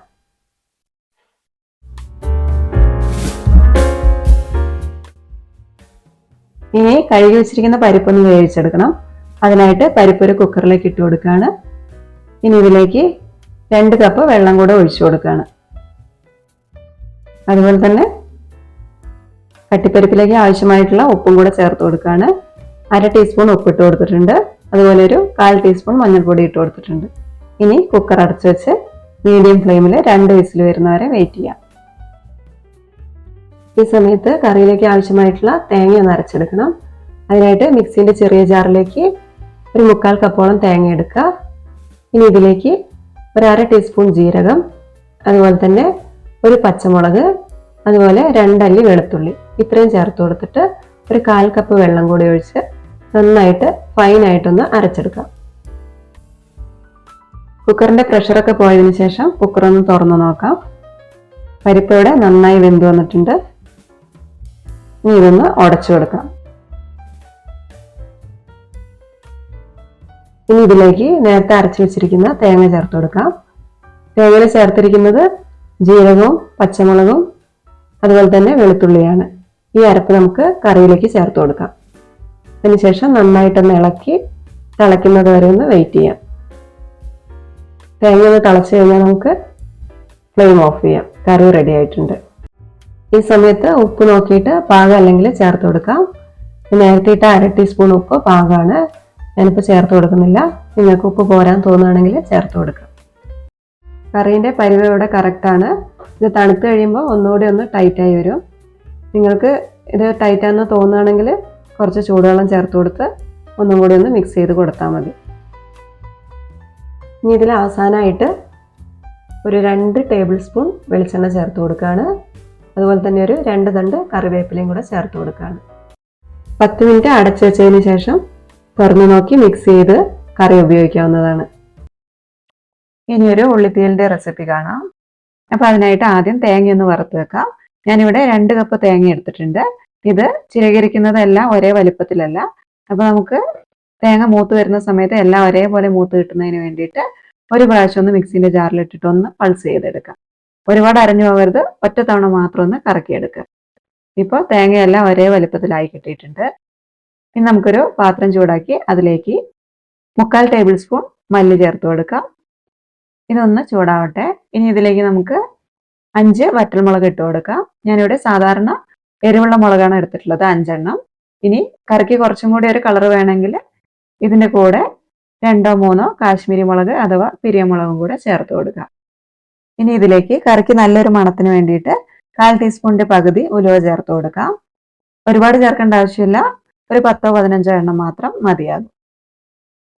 ഇതെല്ലാം ഒന്ന് ചൂടായി കഴിഞ്ഞിട്ടുണ്ടെങ്കിൽ നമുക്കിനി തേങ്ങ ചേർത്ത് കൊടുക്കാം. ഈ ഒരു സമയത്ത് നമ്മൾ ഇതിലേക്ക് എണ്ണ ചേർക്കുന്നില്ല. തേങ്ങയുടെ ഈർപ്പൊക്കെ ഒന്ന് വറ്റി തേങ്ങ ചെറുതായിട്ടൊരു ഗോൾഡൻ കളർ ആവാനായിട്ട് തുടങ്ങുന്ന സമയത്ത് നമുക്ക് എണ്ണ ചേർത്ത് കൊടുക്കാം. ഇതിലേക്ക് ഒരു 6 ചെറിയുള്ളി ഒന്ന് മുറിച്ചിട്ടിട്ട് കൊടുക്കുന്നുണ്ട്. അതുപോലെ തന്നെ ഒരു തണ്ട് കറിവേപ്പിലയും കൂടി ഇടുന്നുണ്ട്. ഇനി ഇതെല്ലാം കൂടെ കൂട്ടിയിട്ട് നമുക്കിതൊന്ന് വറുത്തെടുക്കാം. ചെറിയ പാത്രമല്ലേ, അതുകൊണ്ട് മുളകിന്റെ തുമ്പ് തട്ടിയിട്ട് തേങ്ങയൊക്കെ പുറത്തേക്ക് പോവുകയാണ്. അതുകൊണ്ട് ഞാൻ ഇതൊന്ന് മുറിച്ചിട്ട് കൊടുക്കുകയാണ്. മുളക് ഇവിടെ ചൂടായി വന്നിട്ടേ ഉള്ളൂ. 5 മിനിറ്റ് ചെറിയ തീയിൽ ഇതേപോലെ ഇളക്കിയെടുക്കുമ്പോൾ തേങ്ങയിലെ വെള്ളമൊക്കെ വറ്റിയിട്ട് തേങ്ങ നല്ലൊരു ലൈറ്റ് ഗോൾഡൻ കളറായി വന്നിട്ടുണ്ട്. ഈ ഒരു സമയത്ത് നമുക്കിതിലേക്ക് 1 ടേബിൾ സ്പൂൺ വെളിച്ചെണ്ണ ചേർത്ത് കൊടുക്കാം. ഇനി വീണ്ടും ഇളക്കി കൊടുക്കാം. തീയലിന് വേണ്ടിയിട്ട് നമ്മൾ തേങ്ങ വറുക്കുന്ന സമയത്ത് എപ്പോഴും ഫ്ലെയിം ലോയിലേക്ക് വെക്കണം, എന്നാൽ മാത്രമേ തീയൽ നന്നായിട്ട് വരുള്ളൂ. അതേപോലെ കൈയെടുക്കാതെ ഇളക്കി കൊടുക്കണം, ഇല്ലെങ്കിൽ അടിയിലുള്ള തേങ്ങ പെട്ടെന്ന് തന്നെ കരിഞ്ഞു പോകും. ഫ്ലെയിം കൂട്ടി വെച്ചിട്ട് തേങ്ങ വറുത്തിട്ടുണ്ടെങ്കിൽ തീയലിന് കളർ മാത്രമേ ഉണ്ടാവുള്ളൂ, നല്ലൊരു ടേസ്റ്റ് ഉണ്ടാവില്ല. അതുകൊണ്ട് എപ്പോഴും തീ കുറച്ച് വെച്ചിട്ട് സാവധാനത്തിൽ തേങ്ങ ഇളക്കി മൂപ്പിച്ചെടുക്കാം. ഏതാണ്ട് ആയി വന്നിട്ടുണ്ട്. ഫ്ലെയിം ഓഫ് ചെയ്ത് കൊടുക്കാം. നല്ല ഡാർക്ക് ബ്രൗൺ കളർ ആവണം. ഇതാണ് തീയലിന് വേണ്ടിയിട്ട് തേങ്ങ വറുക്കുന്നതിന്റെ പാകം എന്ന് പറയുന്നത്. ഇവിടെ മുഴുവനായിട്ടുള്ള മല്ലിമുളകാണ് എടുത്തിട്ടുണ്ടായിരുന്നത്. ഇനി നിങ്ങൾ പൊടിയാണ് ഇടുന്നതെങ്കിൽ ഫ്ലെയിം ഓഫ് ചെയ്തതിന് ശേഷം അതിലേക്ക് 2 ടീസ്പൂൺ സാധാരണ മുളക് പൊടിയും 1 ടീസ്പൂൺ മല്ലിപ്പൊടിയും ചേർത്താൽ മതിയാകും. ഇനി പിരിയമുളക് പൊടിയാണ് ചേർക്കുന്നതെങ്കിൽ 1 ടേബിൾ സ്പൂൺ മുളക് പൊടി വരെ ചേർത്ത് കൊടുക്കാം. തേങ്ങ കരിഞ്ഞു പോകാതെ വേറൊരു പാത്രത്തിലേക്ക് മാറ്റി വെച്ച് കൊടുക്കാം. ഇനി ഇതൊന്ന് ചെറുതായിട്ട് ചൂട് പോകുമ്പോൾ നമുക്ക് അരച്ചെടുക്കണം. അരയ്ക്കുമ്പോൾ ഇതിലേക്ക് ഒട്ടും തന്നെ വെള്ളം ചേർത്ത് കൊടുക്കരുത്. നമ്മൾ തീ കുറച്ച് വെച്ച് തേങ്ങ വറുത്തത് കൊണ്ട് തന്നെ തേങ്ങേൻ്റെ അകത്തുനിന്ന് വരുന്ന എണ്ണയിൽ തന്നെ നമുക്ക് തേങ്ങ അരച്ചെടുക്കാനായിട്ട് പറ്റും. ഒരു പ്രാവശ്യം ഇതേപോലെ ഒന്ന് അടിച്ചെടുക്കുമ്പോൾ തന്നെ ചെറുതായിട്ട് എണ്ണ കിരിഞ്ഞു വരുന്നുണ്ട്. വീണ്ടും സൈഡിലുള്ളതൊക്കെ ഒന്ന് തട്ടിയിട്ടിട്ട് ഒന്നും കൂടി ഒന്ന് അടിച്ചെടുക്കാം. ഈ ഒരു രീതിയിൽ 2-3 തവണയൊന്ന് തുറന്ന് സൈഡിലുള്ളതൊക്കെ ഒന്ന് ഇളക്കി കൂട്ടിയിട്ടിട്ട് വീണ്ടും അടിച്ചു കഴിഞ്ഞിട്ടുണ്ടെങ്കിൽ നമുക്ക് നന്നായിട്ട് അരഞ്ഞിട്ടുള്ള തേങ്ങ കിട്ടും. ഇതിലേക്ക് ഒട്ടും തന്നെ വെള്ളം ചേർക്കരുത്.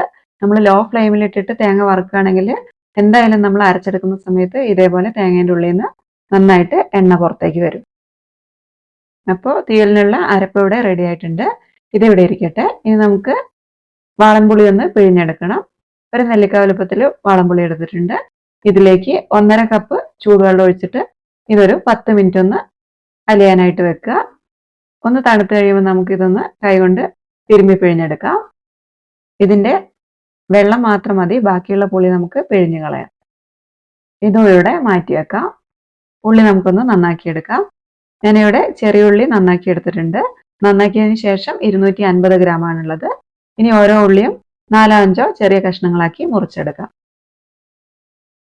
ഇതിലേക്ക് 2 പച്ചമുളക് ഒന്ന് കീറിയെടുക്കുന്നുണ്ട്. അതുപോലെ തന്നെ 1 തണ്ട് കറിവേപ്പില എടുക്കുന്നുണ്ട്. ഇനി നമുക്കിതൊരു ചട്ടി ചൂടാക്കി അതിലേക്ക് ഇട്ട് കൊടുക്കാം. ചട്ടിയിലേക്ക് എണ്ണ ഒഴിച്ചിട്ടില്ല. ആദ്യം ഉള്ളി ഒന്ന് നമുക്കൊരു 5 മിനിറ്റ് ഒന്ന് വാട്ടിയെടുക്കാം. ഉള്ളി നന്നായിട്ടൊന്ന് വാടി വന്നിട്ടുണ്ട്. ഈ ഒരു സമയത്ത് നമുക്കിതിലേക്ക് വെളിച്ചെണ്ണ ചേർത്ത് കൊടുക്കാം. ഒരു 1/2 ടേബിൾ സ്പൂൺ വെളിച്ചെണ്ണ ചേർത്താൽ മതി. വെളിച്ചെണ്ണയും കൂടെ ചേർത്തിട്ട് വെളിച്ചെണ്ണയിൽ ഉള്ളി ഒന്നും കൂടി ഒന്ന് വാട്ടിയെടുക്കാം. ഇതിൻ്റെ കൂടെ തന്നെ 1/2 ടീസ്പൂൺ മഞ്ഞൾപ്പൊടിയും 1 ടീസ്പൂൺ ഉപ്പും കൂടെ ചേർത്ത് കൊടുക്കുന്നുണ്ട്. എന്നിട്ട് വീണ്ടും ഒന്ന് ഇളക്കി യോജിപ്പിച്ചെടുക്കാം. എണ്ണയിലും കൂടി ഇട്ടിട്ടൊന്ന് 2-3 മിനിറ്റ് ഒന്ന് വാട്ടിയെടുക്കുമ്പോൾ തന്നെ ഉള്ളി പകുതി വെന്ത് വന്നിട്ടുണ്ടാവും. ഇനി നമ്മൾ നേരത്തെ പിഴിഞ്ഞു വെച്ചിരിക്കുന്ന പുളിവെള്ളം കൂടി ഒഴിച്ചിട്ട് ഉള്ളി വീണ്ടും ഒന്ന് വേവിച്ചെടുക്കാം. ഒരു 2 മിനിറ്റ് ഒന്ന് തിളപ്പിച്ചെടുത്താൽ മതി. ഇതൊന്ന് തിളച്ച് വരുന്ന സമയത്ത് നേരത്തെ അരച്ചു വെച്ചിരിക്കുന്ന തേങ്ങ ഒഴിച്ചു കൊടുക്കാം. തേങ്ങയും കൂടെ ചേർത്തിട്ടൊന്ന് ഇളക്കിയതിന് ശേഷം ഒരു 5 മിനിറ്റ് ഒന്ന് തിളപ്പിച്ചെടുക്കാം. ഒരു 5 മിനിറ്റ് ഒന്ന് തിളപ്പിച്ച് കഴിഞ്ഞിട്ടുണ്ടെങ്കിൽ തീയലിന് മുകളിലായിട്ട് ഇതേപോലെ എണ്ണ തെളിഞ്ഞു വരും. ഇതാണ് തീയലിന്റെ പാകം എന്ന് പറയുന്നത്. ഈ ഒരു സമയത്ത് നമുക്ക് ഫ്ലെയിം ഓഫ് ആക്കി കൊടുക്കാം. ഇതാണ് തീയലിന്റെ കളറും. അതേപോലെ തന്നെ കുറുകിയ ചാറോട് കൂടിയിട്ടുള്ള തീയലാണ് ഉണ്ടാക്കിയിരിക്കുന്നത്. നിങ്ങൾക്ക് ഇതിൽ കൂടുതൽ ചാറ് വേണമെന്നുണ്ടെങ്കിൽ 1.5 കപ്പിന് പകരം 2 കപ്പ് വെള്ളം ഒഴിച്ചിട്ട് പുളി പിഴിഞ്ഞെടുക്കാം. അതേപോലെ തന്നെ തേങ്ങ അരച്ചെടുത്തതിന് ശേഷം ജാറിലേക്ക് കുറച്ച് വെള്ളം ഒഴിച്ചിട്ട് ജാറൊന്ന് കഴുകിയിട്ട് ആ വെള്ളം കറിയിലേക്ക് ഒഴിച്ചു കൊടുക്കാം. ഇനി ഇതിലേക്കൊന്ന് കടുക് വറുത്തും കൂടി ഇടണം. അതിനായിട്ട് ഒരു ചീനച്ചട്ടിയിലേക്ക് 1 ടീസ്പൂൺ വെളിച്ചെണ്ണ ഒഴിച്ചു കൊടുക്കുന്നുണ്ട്. വെളിച്ചെണ്ണ ഒന്ന് ചൂടായി വരുമ്പോൾ ഇതിലേക്ക് 1/2 ടീസ്പൂൺ കടുക് ചേർത്ത് കൊടുക്കാം. കടുക് പൊട്ടി വരുമ്പോൾ 2 വറ്റൽമുളക് മുറിച്ചതും 1 തണ്ട് കറിവേപ്പിലയും കൂടെ ചേർത്ത് ഇളക്കിയതിന് ശേഷം തയ്യാറാക്കി വെച്ചിരിക്കുന്ന തീയലിലേക്ക് ഒഴിച്ചു കൊടുക്കാം. ഇളക്കി യോജിപ്പിക്കുന്നില്ല, അടച്ചു വെക്കുകയാണ്. എന്നിട്ട് നമ്മൾ എപ്പോഴാണോ ഉപയോഗിക്കുന്നത് ആ സമയത്ത് നമുക്ക് ഇളക്കി യോജിപ്പിച്ചതിന് ശേഷം എടുക്കാം. ചോറിൻ്റെ കൂടെ അപ്പത്തിൻ്റെ കൂടെയൊക്കെ കഴിക്കാൻ പറ്റിയിട്ടുള്ള നല്ലൊരു തീയലിൻ്റെ റെസിപ്പിയാണിത്. എല്ലാവരും ഒന്ന് ട്രൈ ചെയ്ത് നോക്കണം. ഇനി സിമ്പിൾ ആയിട്ടുള്ളൊരു ഇഞ്ചി പച്ചടിൻ്റെ റെസിപ്പി കാണാം. ഇഞ്ചി പച്ചടി തയ്യാറാക്കാനായിട്ട് ആവശ്യമായിട്ടുള്ള സാധനങ്ങൾ: 1/4 കപ്പ് ഇഞ്ചി ചെറുതായി മുറിച്ചെടുത്തത്, 5 ചെറിയുള്ളി വട്ടത്തിൽ അരിഞ്ഞെടുത്തത്, 3 വറ്റൽമുളക് നടുവിൽ നിന്ന് മുറിച്ച് വെച്ചിട്ടുണ്ട്, അതുപോലെ 2 പച്ചമുളക് ചെറുതായി അരിഞ്ഞ് വെച്ചത്, 1 തണ്ട് കറിവേപ്പില, 1 കപ്പ് തൈര്. ഇനി സ്റ്റവ് ഓൺ ചെയ്ത് ഒരു പാൻ അടുപ്പിലേക്ക് വെക്കുക. അതിലേക്ക് 2 ടേബിൾ സ്പൂൺ വെളിച്ചെണ്ണ ചേർത്ത് കൊടുക്കുക. വെളിച്ചെണ്ണ ഒന്ന് ചൂടായി വരുന്ന സമയത്ത് 1/2 ടീസ്പൂൺ കടുക് ചേർത്ത് കൊടുക്കുക. കടുക് ഒന്ന് പൊട്ടി വരുന്ന സമയത്ത് ഇതിലേക്ക് നേരത്തെ എടുത്ത് വെച്ചിരിക്കുന്ന വറ്റൽമുളക് ഒരു 3 എണ്ണം ഇട്ട് കൊടുക്കുക. അതുപോലെ തന്നെ ചെറുള്ളി വട്ടത്തിൽ അരിഞ്ഞത് ചേർത്ത് കൊടുക്കുന്നുണ്ട്. ഇനി കറിവേപ്പില, പച്ചമുളക് അരിഞ്ഞത്, അതുപോലെ തന്നെ ഇഞ്ചി 1/4 കപ്പാണ് ഇഞ്ചി എടുത്തിരിക്കുന്നത്. അതും വളരെ ചെറുതായിട്ടാണ് അരിഞ്ഞെടുത്തിരിക്കുന്നത്. ഇനി ഇതെല്ലാം കൂടെ വെളിച്ചെണ്ണയിലിട്ട് നന്നായിട്ടൊന്ന് വഴറ്റിയെടുക്കാം. ഇഞ്ചിൻ്റെ പച്ചമണമൊക്കെ ഒന്ന് മാറി നല്ലൊരു ലൈറ്റ് ഗോൾഡൻ ബ്രൗൺ കളറാവുന്ന സമയത്താണ് നമ്മൾ ഫ്ലെയിം ഓഫ് ചെയ്ത് കൊടുക്കുന്നത്. ഇപ്പോൾ ഇഞ്ചിൻ്റെ കൂട്ടിവിടെ റെഡിയായി വന്നിട്ടുണ്ട്. ഇനി ഇത് തൈരിലേക്ക് ചേർത്ത് കൊടുക്കണം. തൈര് ഇവിടെ 1 കപ്പാണ് എടുത്തിരിക്കുന്നത്. നന്നായിട്ട് ഉടച്ചു വെച്ചിരിക്കുന്ന തൈരാണ്. ഇതിലേക്കാണ് നമ്മൾ ഇപ്പോൾ റെഡിയാക്കി വെച്ചിരിക്കുന്ന ഇഞ്ചിൻ്റെ കൂട്ട് ചേർത്ത് കൊടുക്കുന്നത്. ഇനി ഇതിലേക്ക് ആവശ്യത്തിനുള്ള ഉപ്പും കൂടെ ചേർത്ത് കൊടുക്കുക. 1/2 ടീസ്പൂൺ ഉപ്പ് ചേർത്ത് കൊടുക്കുന്നുണ്ട്. ഇനി ഇതെല്ലാം കൂടെ നന്നായിട്ടൊന്നൊരു സ്പൂൺ ഉപയോഗിച്ചിട്ട് മിക്സ് ചെയ്ത് കൊടുക്കുക. ഇഞ്ചിൻ്റെ കൂട്ട് തൈരിൻ്റെ എല്ലാ ഭാഗത്തേക്കും എത്തുന്ന രീതിയിൽ നന്നായിട്ടൊന്ന് മിക്സ് ചെയ്തെടുക്കുക. അപ്പം നല്ല രുചികരമായിട്ടുള്ള ഇഞ്ചി പച്ചടിയുടെ റെഡി ആയിട്ടുണ്ട്. ഇനി സിമ്പിൾ ആയിട്ടുള്ളൊരു കുമ്പളങ്ങ പുളിശ്ശേരിൻ്റെ റെസിപ്പി കാണാം. അതിനായിട്ട് ആദ്യം കുമ്പളങ്ങ ഒന്ന് വേവിച്ചെടുക്കണം. കുമ്പളങ്ങേൻ്റെ തൊലിയും കുരുവും കളഞ്ഞിട്ട് ഇതുപോലെ ചതുര കഷ്ണങ്ങളാക്കി മുറിച്ചെടുത്തിട്ടുണ്ട്. ഇതൊരു പാത്രത്തിലേക്ക് ഇട്ട് കൊടുക്കുക. ഇനി കഷ്ണങ്ങൾക്ക് ആവശ്യമായിട്ടുള്ള 1 ടീസ്പൂൺ ഉപ്പ് ചേർത്ത് കൊടുക്കുന്നുണ്ട്. അതുപോലെ തന്നെ 1/4 ടീസ്പൂൺ മഞ്ഞൾപ്പൊടി, 1/2 ടീസ്പൂൺ നല്ല മുളക് പൊടി, 1 തണ്ട് കറിവേപ്പില, പിന്നെ കഷ്ണങ്ങൾ വേവാൻ ആവശ്യമായിട്ടുള്ള 1 കപ്പ് വെള്ളം. ഇതിലേക്ക് 2 പച്ചമുളകും കൂടെ ചേർത്ത് കൊടുക്കുന്നുണ്ട്. നടുകയൊന്ന് മുറിച്ചിട്ട് കൊടുത്തതാണ്. ഇനി ഇത് അടച്ചു വെച്ച് വേവിച്ചെടുക്കാം. കുമ്പളങ്ങ വെന്ത് വരുമ്പോഴേക്ക് നമുക്കിതിന് വേണ്ടിയിട്ടുള്ള അരപ്പൊന്ന് തയ്യാറാക്കിയെടുക്കാം. അതിനായിട്ട് മിക്സിൻ്റെ ചെറിയ ജാറിലേക്ക് 3/4 കപ്പ് തേങ്ങ ചിരകിയത് എടുത്തിട്ടുണ്ട്. അതിലേക്ക് 1/4 ടീസ്പൂൺ നല്ല ജീരകം, 2 വെളുത്തുള്ളിൻ്റെ അല്ലി, അതുപോലെ തന്നെ 3 ചെറിയുള്ളിയും കൂടെ ചേർത്ത് കൊടുക്കുന്നുണ്ട്. എന്നിട്ട് തേങ്ങ അരയാൻ ആവശ്യമായിട്ടുള്ള വെള്ളം കൂടെ ചേർത്ത് കൊടുക്കുക. 1/4 കപ്പ് വെള്ളം മാത്രമാണ് കേട്ടോ ചേർത്ത് കൊടുക്കുന്നത്. ഇനി ഇത് നന്നായിട്ട് മഷി പോലെ അരച്ചെടുക്കാം. കുമ്പളങ്ങ വേവാനായിട്ട് വെച്ചിട്ട് ഇപ്പോൾ 10 മിനിറ്റ് ആയിട്ടുണ്ട്. കഷ്ണങ്ങളൊക്കെ നന്നായി വെന്തിട്ടുണ്ട്. അതിൽ വെള്ളമൊക്കെ വറ്റി വന്നിട്ടുണ്ട്. ഇനി നമുക്കിതിലേക്ക് നേരത്തെ അരച്ചു വെച്ചിരിക്കുന്ന അരപ്പ് ചേർത്ത് കൊടുക്കാം. ഇനി ജാറിലേക്ക് കുറച്ച് വെള്ളം കൂടി ഒഴിച്ചിട്ട് 1/2 കപ്പ് വെള്ളമാട്ടോ ഒഴിക്കുന്നത്. എന്നിട്ട് അത് കറിയിലേക്ക് ഒഴിച്ചു കൊടുക്കുകയാണ്.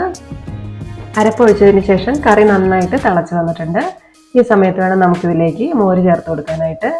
ഞാനിവിടെ 3 കപ്പ് മോരാണ് ചേർത്ത് കൊടുക്കുന്നത്. ഇത്രയും മോര് ഒഴിച്ചു കൊടുത്തിട്ടുണ്ടെങ്കിൽ അത്യാവശ്യം ലൂസായിട്ടുള്ളൊരു മോര് കറിയാണ് കിട്ടുക. നിങ്ങൾക്ക് കുറുകിയ മോര് കറിയാണ് വേണ്ടതെങ്കിൽ ഇത്രയും മോര് ചേർക്കേണ്ട ആവശ്യമില്ല. തൈരാണ് ചേർക്കുന്നതെങ്കിൽ അത് നന്നായിട്ട് മിക്സിയുടെ ജാറിലിട്ടിട്ടൊന്ന് അടിച്ചെടുത്തിട്ട് ചേർത്ത് കൊടുക്കണം. നമ്മൾ ഉപയോഗിക്കുന്ന മോരിൻ്റെ പുളിക്കനുസരിച്ച് ഈ സമയത്ത് ഉപ്പ് കൂടെ ചേർത്ത് കൊടുക്കാം. ഞാനിവിടെ 1 ടീസ്പൂൺ ഉപ്പ് ചേർത്ത് കൊടുക്കുന്നുണ്ട്. നേരത്തെ കുമ്പളങ്ങ വേവിച്ച സമയത്തും അതിലേക്കും 1 ടീസ്പൂൺ ഉപ്പ് ചേർത്തിട്ടുണ്ടായിരുന്നു. ഇനി കറി നന്നായിട്ടൊന്ന് ചൂടായി വന്നാൽ മാത്രം മതി. മോര് തിളയ്ക്കാനായിട്ട് പാടില്ല. ഇനി ഇതിലേക്ക് കടുക് വറുത്തൊന്നിടണം. അതിനായിട്ടൊരു പാത്രം അടുപ്പിലേക്ക് വെച്ചിട്ട് ചൂടാക്കിയെടുക്കുക. ഇതിലേക്ക് 2 ടേബിൾ സ്പൂൺ വെളിച്ചെണ്ണ ഒഴിച്ചു കൊടുക്കുന്നുണ്ട്. വെളിച്ചെണ്ണ ചൂടായി വരുന്ന സമയത്ത് 1/2 ടീസ്പൂൺ കടുക് ഇട്ട് കൊടുക്കുന്നുണ്ട്. അതുപോലെ തന്നെ 1/4 ടീസ്പൂൺ ഉലുവയും കൂടെ ചേർത്ത് കൊടുക്കുന്നുണ്ട്.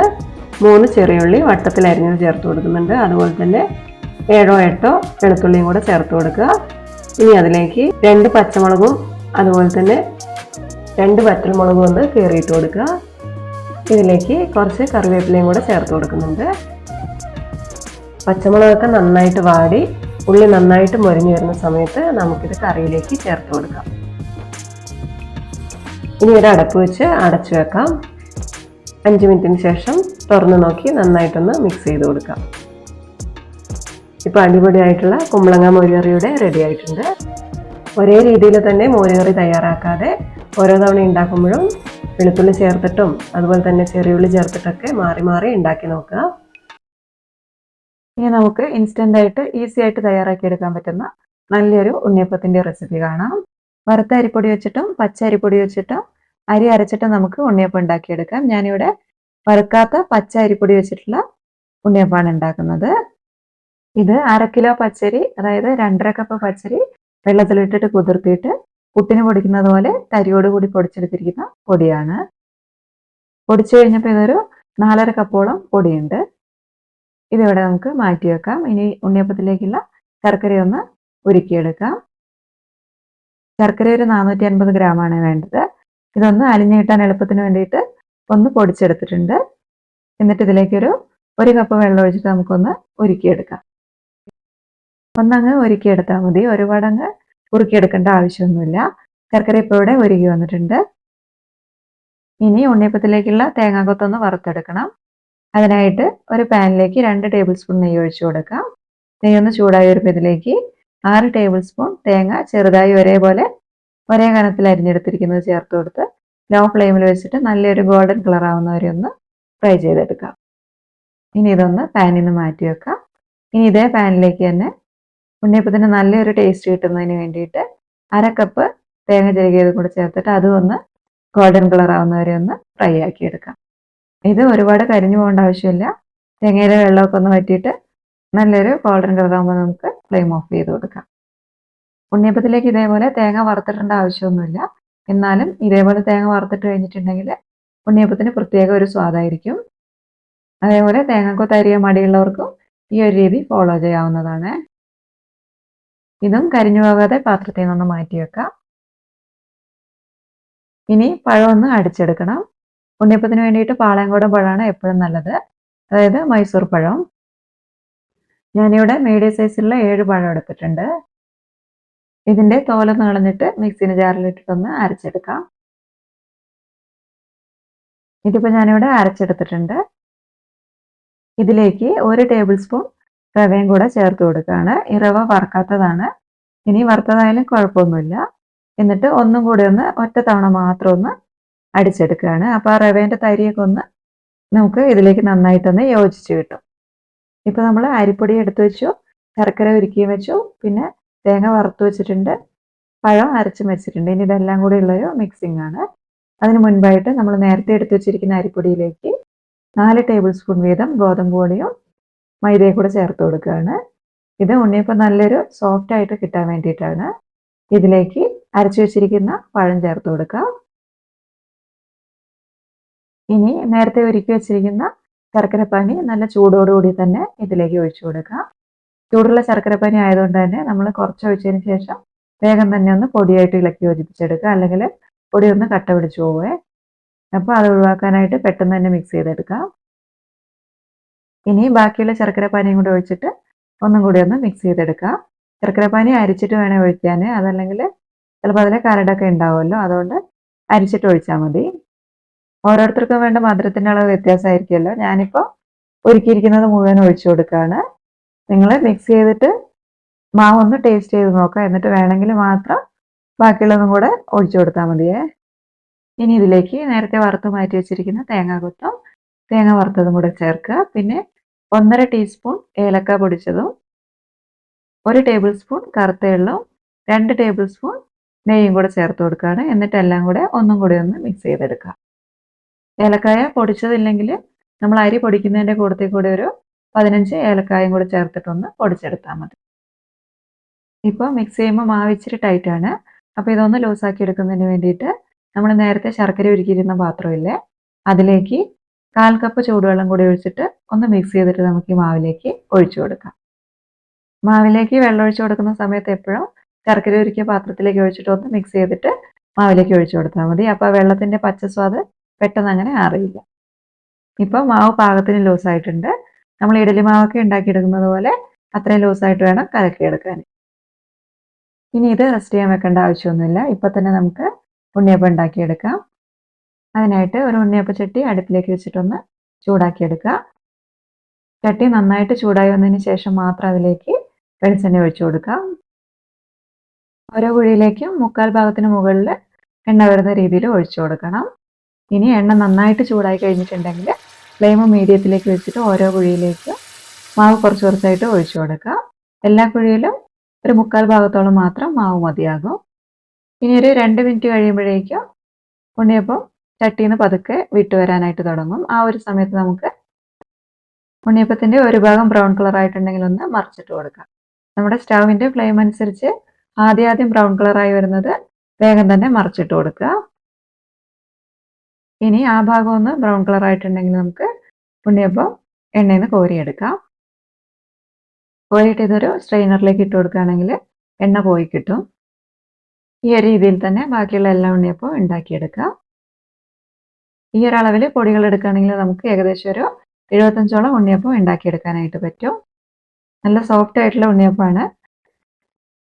അരിപ്പൊടിയിലേക്ക് നല്ല ചൂടുള്ള വെള്ളം ഒഴിച്ചിട്ട് വേണമെങ്കിൽ നമുക്ക് ഉണ്ണിയപ്പം ഉണ്ടാക്കിയെടുക്കാം. പക്ഷെ അതിനേക്കാളും കുറച്ചും കൂടെ സോഫ്റ്റ് സ്വാദുള്ള ഉണ്ണിയപ്പം കിട്ടുന്നത് കുറച്ച് റവയും ഗോതമ്പ് പൊടിയൊക്കെ ചേർത്തിട്ട് ഉണ്ടാക്കിയെടുക്കുമ്പോഴാണ്. അപ്പോൾ എല്ലാവരും ഈ രീതിയിലൊന്ന് ട്രൈ ചെയ്ത് നോക്കുക. ഇനി നമുക്ക് കളിയടക്ക ഉണ്ടാക്കാം.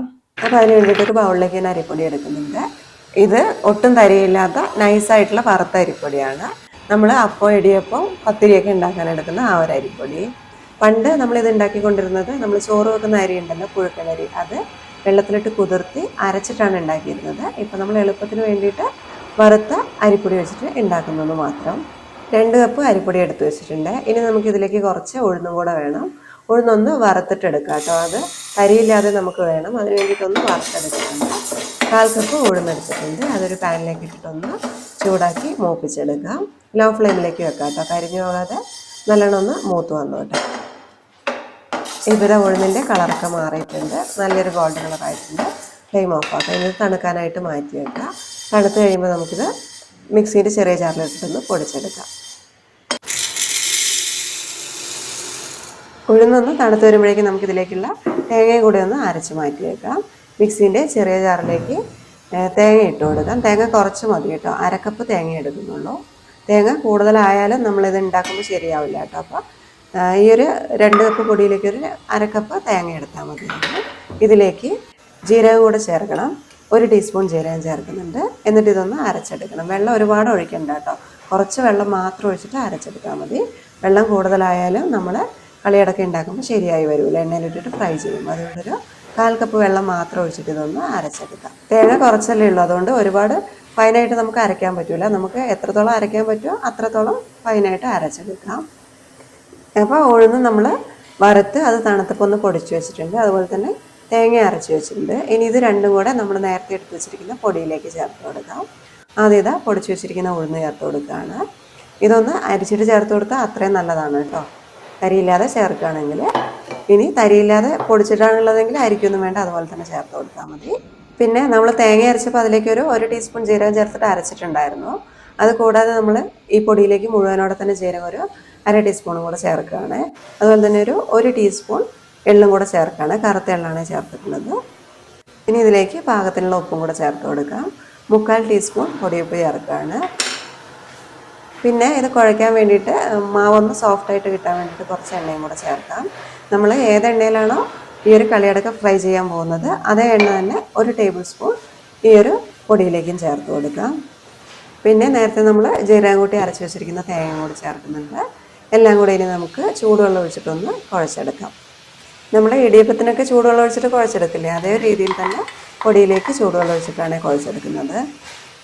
ഇത്രയും പൊടിയിലേക്ക് ഒരു 1 കപ്പ് ചൂടുവെള്ളം പിന്നെ ഒരു 1-2 ടേബിൾ സ്പൂണും കൂടെ എക്സ്ട്രാ ചേർത്തിട്ടുണ്ട് കേട്ടോ. വെള്ളം ഒരുപാട് കൂടിപ്പോകരുത്. വെള്ളം കൂടിപ്പോയിട്ടുണ്ടെങ്കിൽ നമ്മൾ ഈ ഒരു കളിയടക്ക എണ്ണയിലേക്ക് ഇടുമ്പോൾ പൊട്ടിത്തെറിക്കും. അതുകൊണ്ട് വെള്ളത്തിൻ്റെ അളവ് പരമാവധി കുറച്ച് സോഫ്റ്റായിട്ട് മാവ് നമുക്ക് കുഴച്ചെടുക്കാം. ഒരു 5-10 മിനിറ്റ് മാവ് നല്ലോണം അമർത്തി നല്ലോണം സോഫ്റ്റ് ആവുന്നവരെ നമ്മൾ പിടിക്കൊക്കെ കുഴച്ചെടുക്കില്ലേ, ആ ഒരു രീതിയിൽ കുഴച്ചെടുക്കാം.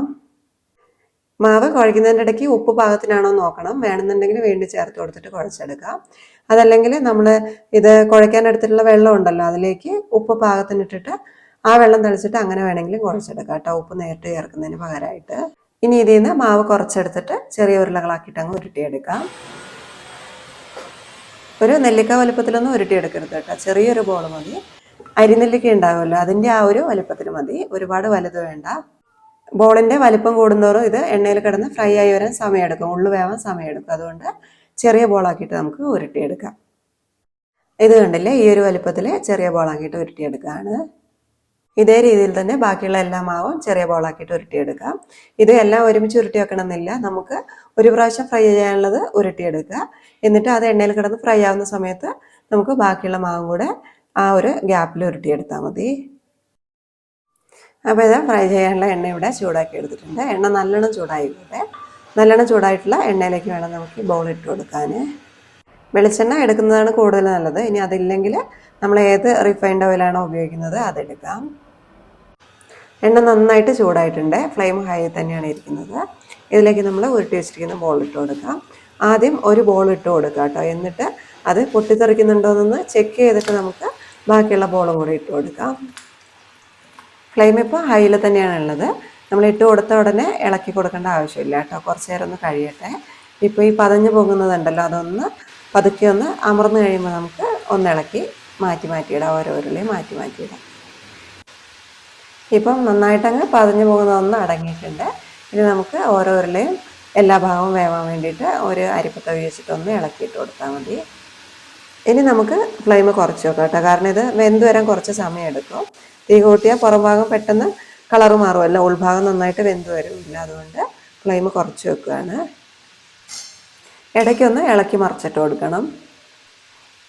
ഇപ്പം ഇതാ ഇതിൻ്റെ പതയൊക്കെ നല്ലോണം ഒന്ന് അടങ്ങിയിട്ടുണ്ട്. നമ്മൾ ആദ്യമായിട്ട് ആ ഒരു പതയൊന്നും ഇല്ലാതെ കണ്ടില്ല, നല്ലോണം കുറഞ്ഞിട്ടുണ്ട്. അപ്പോൾ ഏതാണ്ട് ഇത് വെന്ത് വന്നിട്ടുണ്ട്. പിന്നെ നമ്മളിത് കോരി നോക്കുമ്പോൾ നല്ല കിലുകില ശബ്ദം കേൾക്കണം. അപ്പോൾ അതും കൂടെ ആയിട്ടുണ്ടെങ്കിൽ നമുക്ക് ഉറപ്പായിട്ടുണ്ട് ഇത് വെന്തിട്ടുണ്ടാവും. പിന്നെ ഇതിൻ്റെ കളറ് നന്നായിട്ട് മാറി വന്നിട്ടുണ്ട്. നല്ലൊരു ഗോൾഡ് കളർ ആവുന്നവരെ ഒന്ന് വറുത്ത് കോരിയെടുത്താൽ മതി.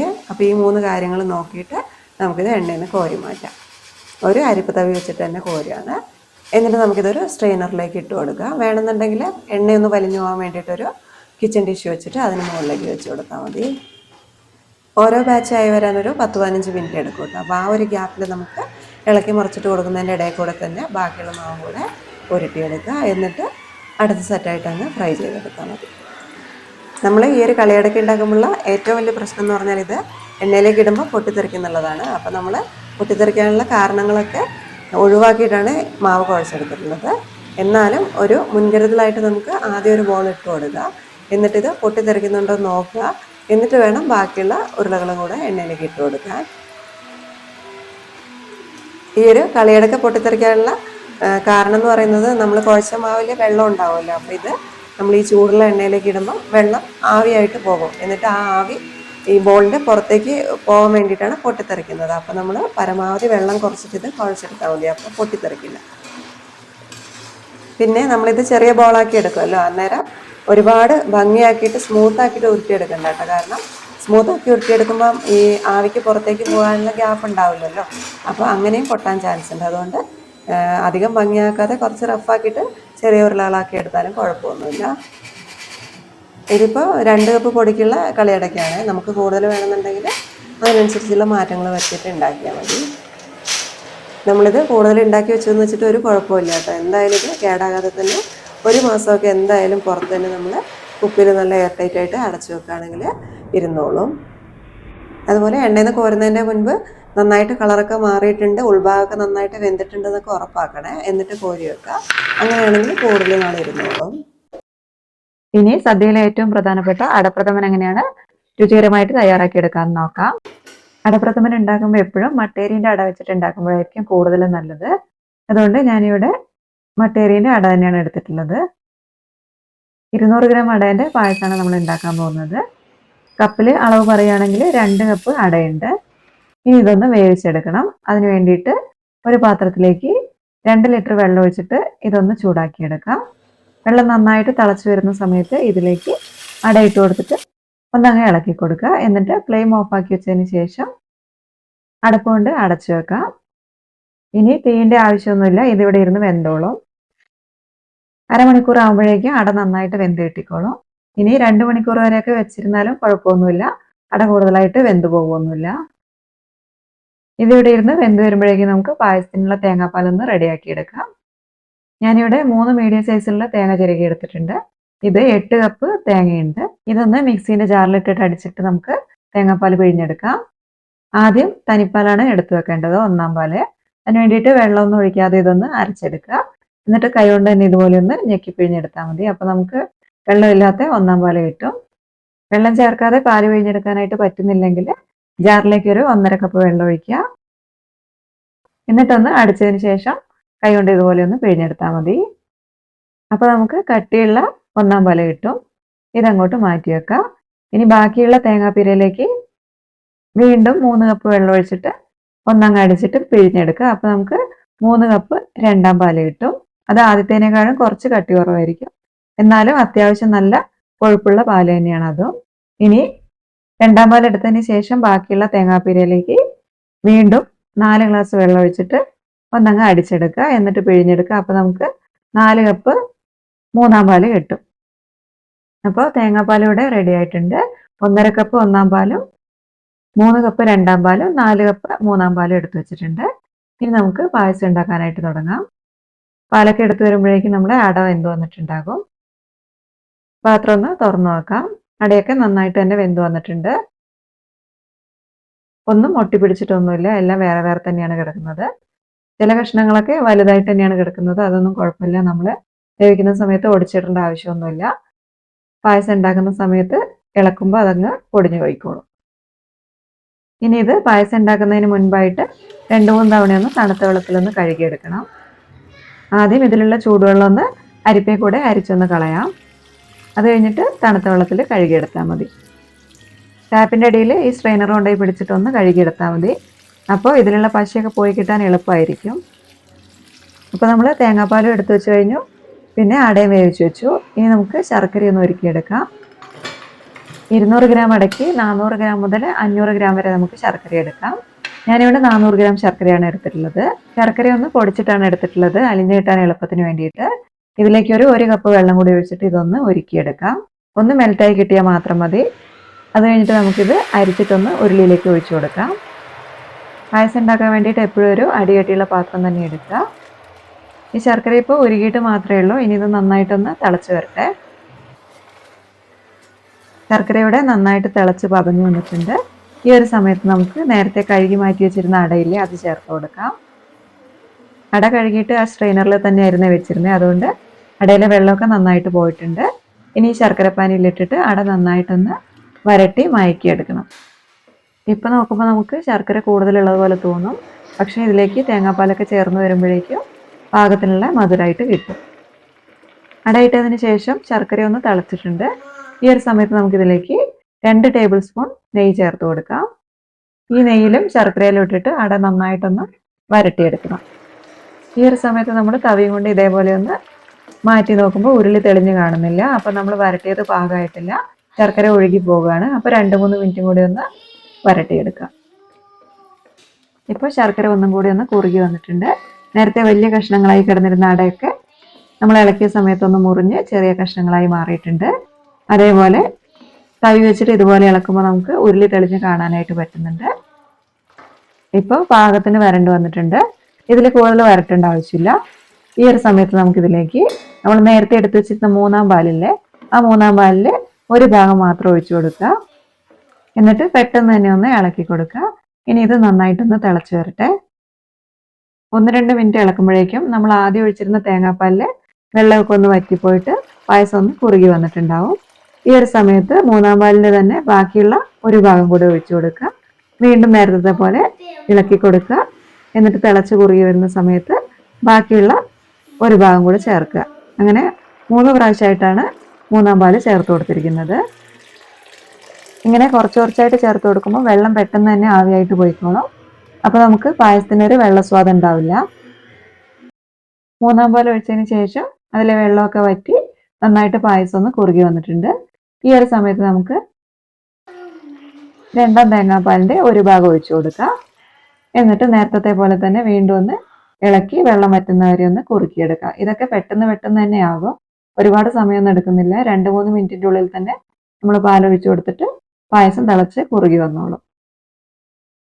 ഇനി ബാക്കിയുള്ള രണ്ടാം പാലും കൂടെ മുഴുവനായിട്ട് ഒഴിച്ചു കൊടുക്കുകയാണ്. ഇത് നന്നായിട്ടൊന്ന് തിളച്ച് കുറുകി വരട്ടെ. അതുവരെ ഒന്ന് ഇളക്കി കൊടുത്തുകൊണ്ടിരിക്കണം. രണ്ടാം പാൽ ഒഴിച്ചതിന് ശേഷം പായസം നന്നായിട്ട് തിളച്ച് കുറുകി അതിലെ വെള്ളമൊക്കെ വറ്റി വന്നിട്ടുണ്ട്. ഈ ഒരു സമയത്ത് നമുക്ക് ഒന്നാം പാല് 1.5 കപ്പ് ചേർത്ത് കൊടുക്കാം. ഒന്നാം പാല് നമ്മൾ വെള്ളം ചേർക്കാതെയാണ് എടുത്തിരിക്കുന്നതെങ്കിൽ പിന്നെ ഫ്ലെയിം ഓൺ ആക്കി വെക്കേണ്ട ആവശ്യമില്ല, ഓഫ് ചെയ്ത് കൊടുക്കാം. എന്നിട്ട് നന്നായിട്ടൊന്ന് ഇളക്കി യോജിപ്പിച്ചെടുത്താൽ മതി. ഇനി അതല്ല വെള്ളം ചേർത്തിട്ടാണ് ഒന്നാം പാൽ എടുത്തിരിക്കുന്നതെങ്കിൽ പായസം ഒന്ന് ചൂടാവുന്നത് വരെ ഒന്ന് ഇളക്കി കൊടുക്കുക. എന്നിട്ട് ഫ്ലെയിം ഓഫ് ചെയ്ത് കൊടുത്താൽ മതി. കാരണം നമ്മൾ അതിൽ വെള്ളം ചേർത്തിട്ടുണ്ടല്ലോ, അതുകൊണ്ടാണ്. പായസത്തിന് പാകത്തിനുള്ള ഒരു മധുരം തന്നെയാണ്. ഈ ഒരു അളവിൽ തേങ്ങ എടുക്കുമ്പോൾ നമുക്ക് 400 ഗ്രാം ശർക്കരേൻ്റെ ആവശ്യമേ ഉള്ളൂ.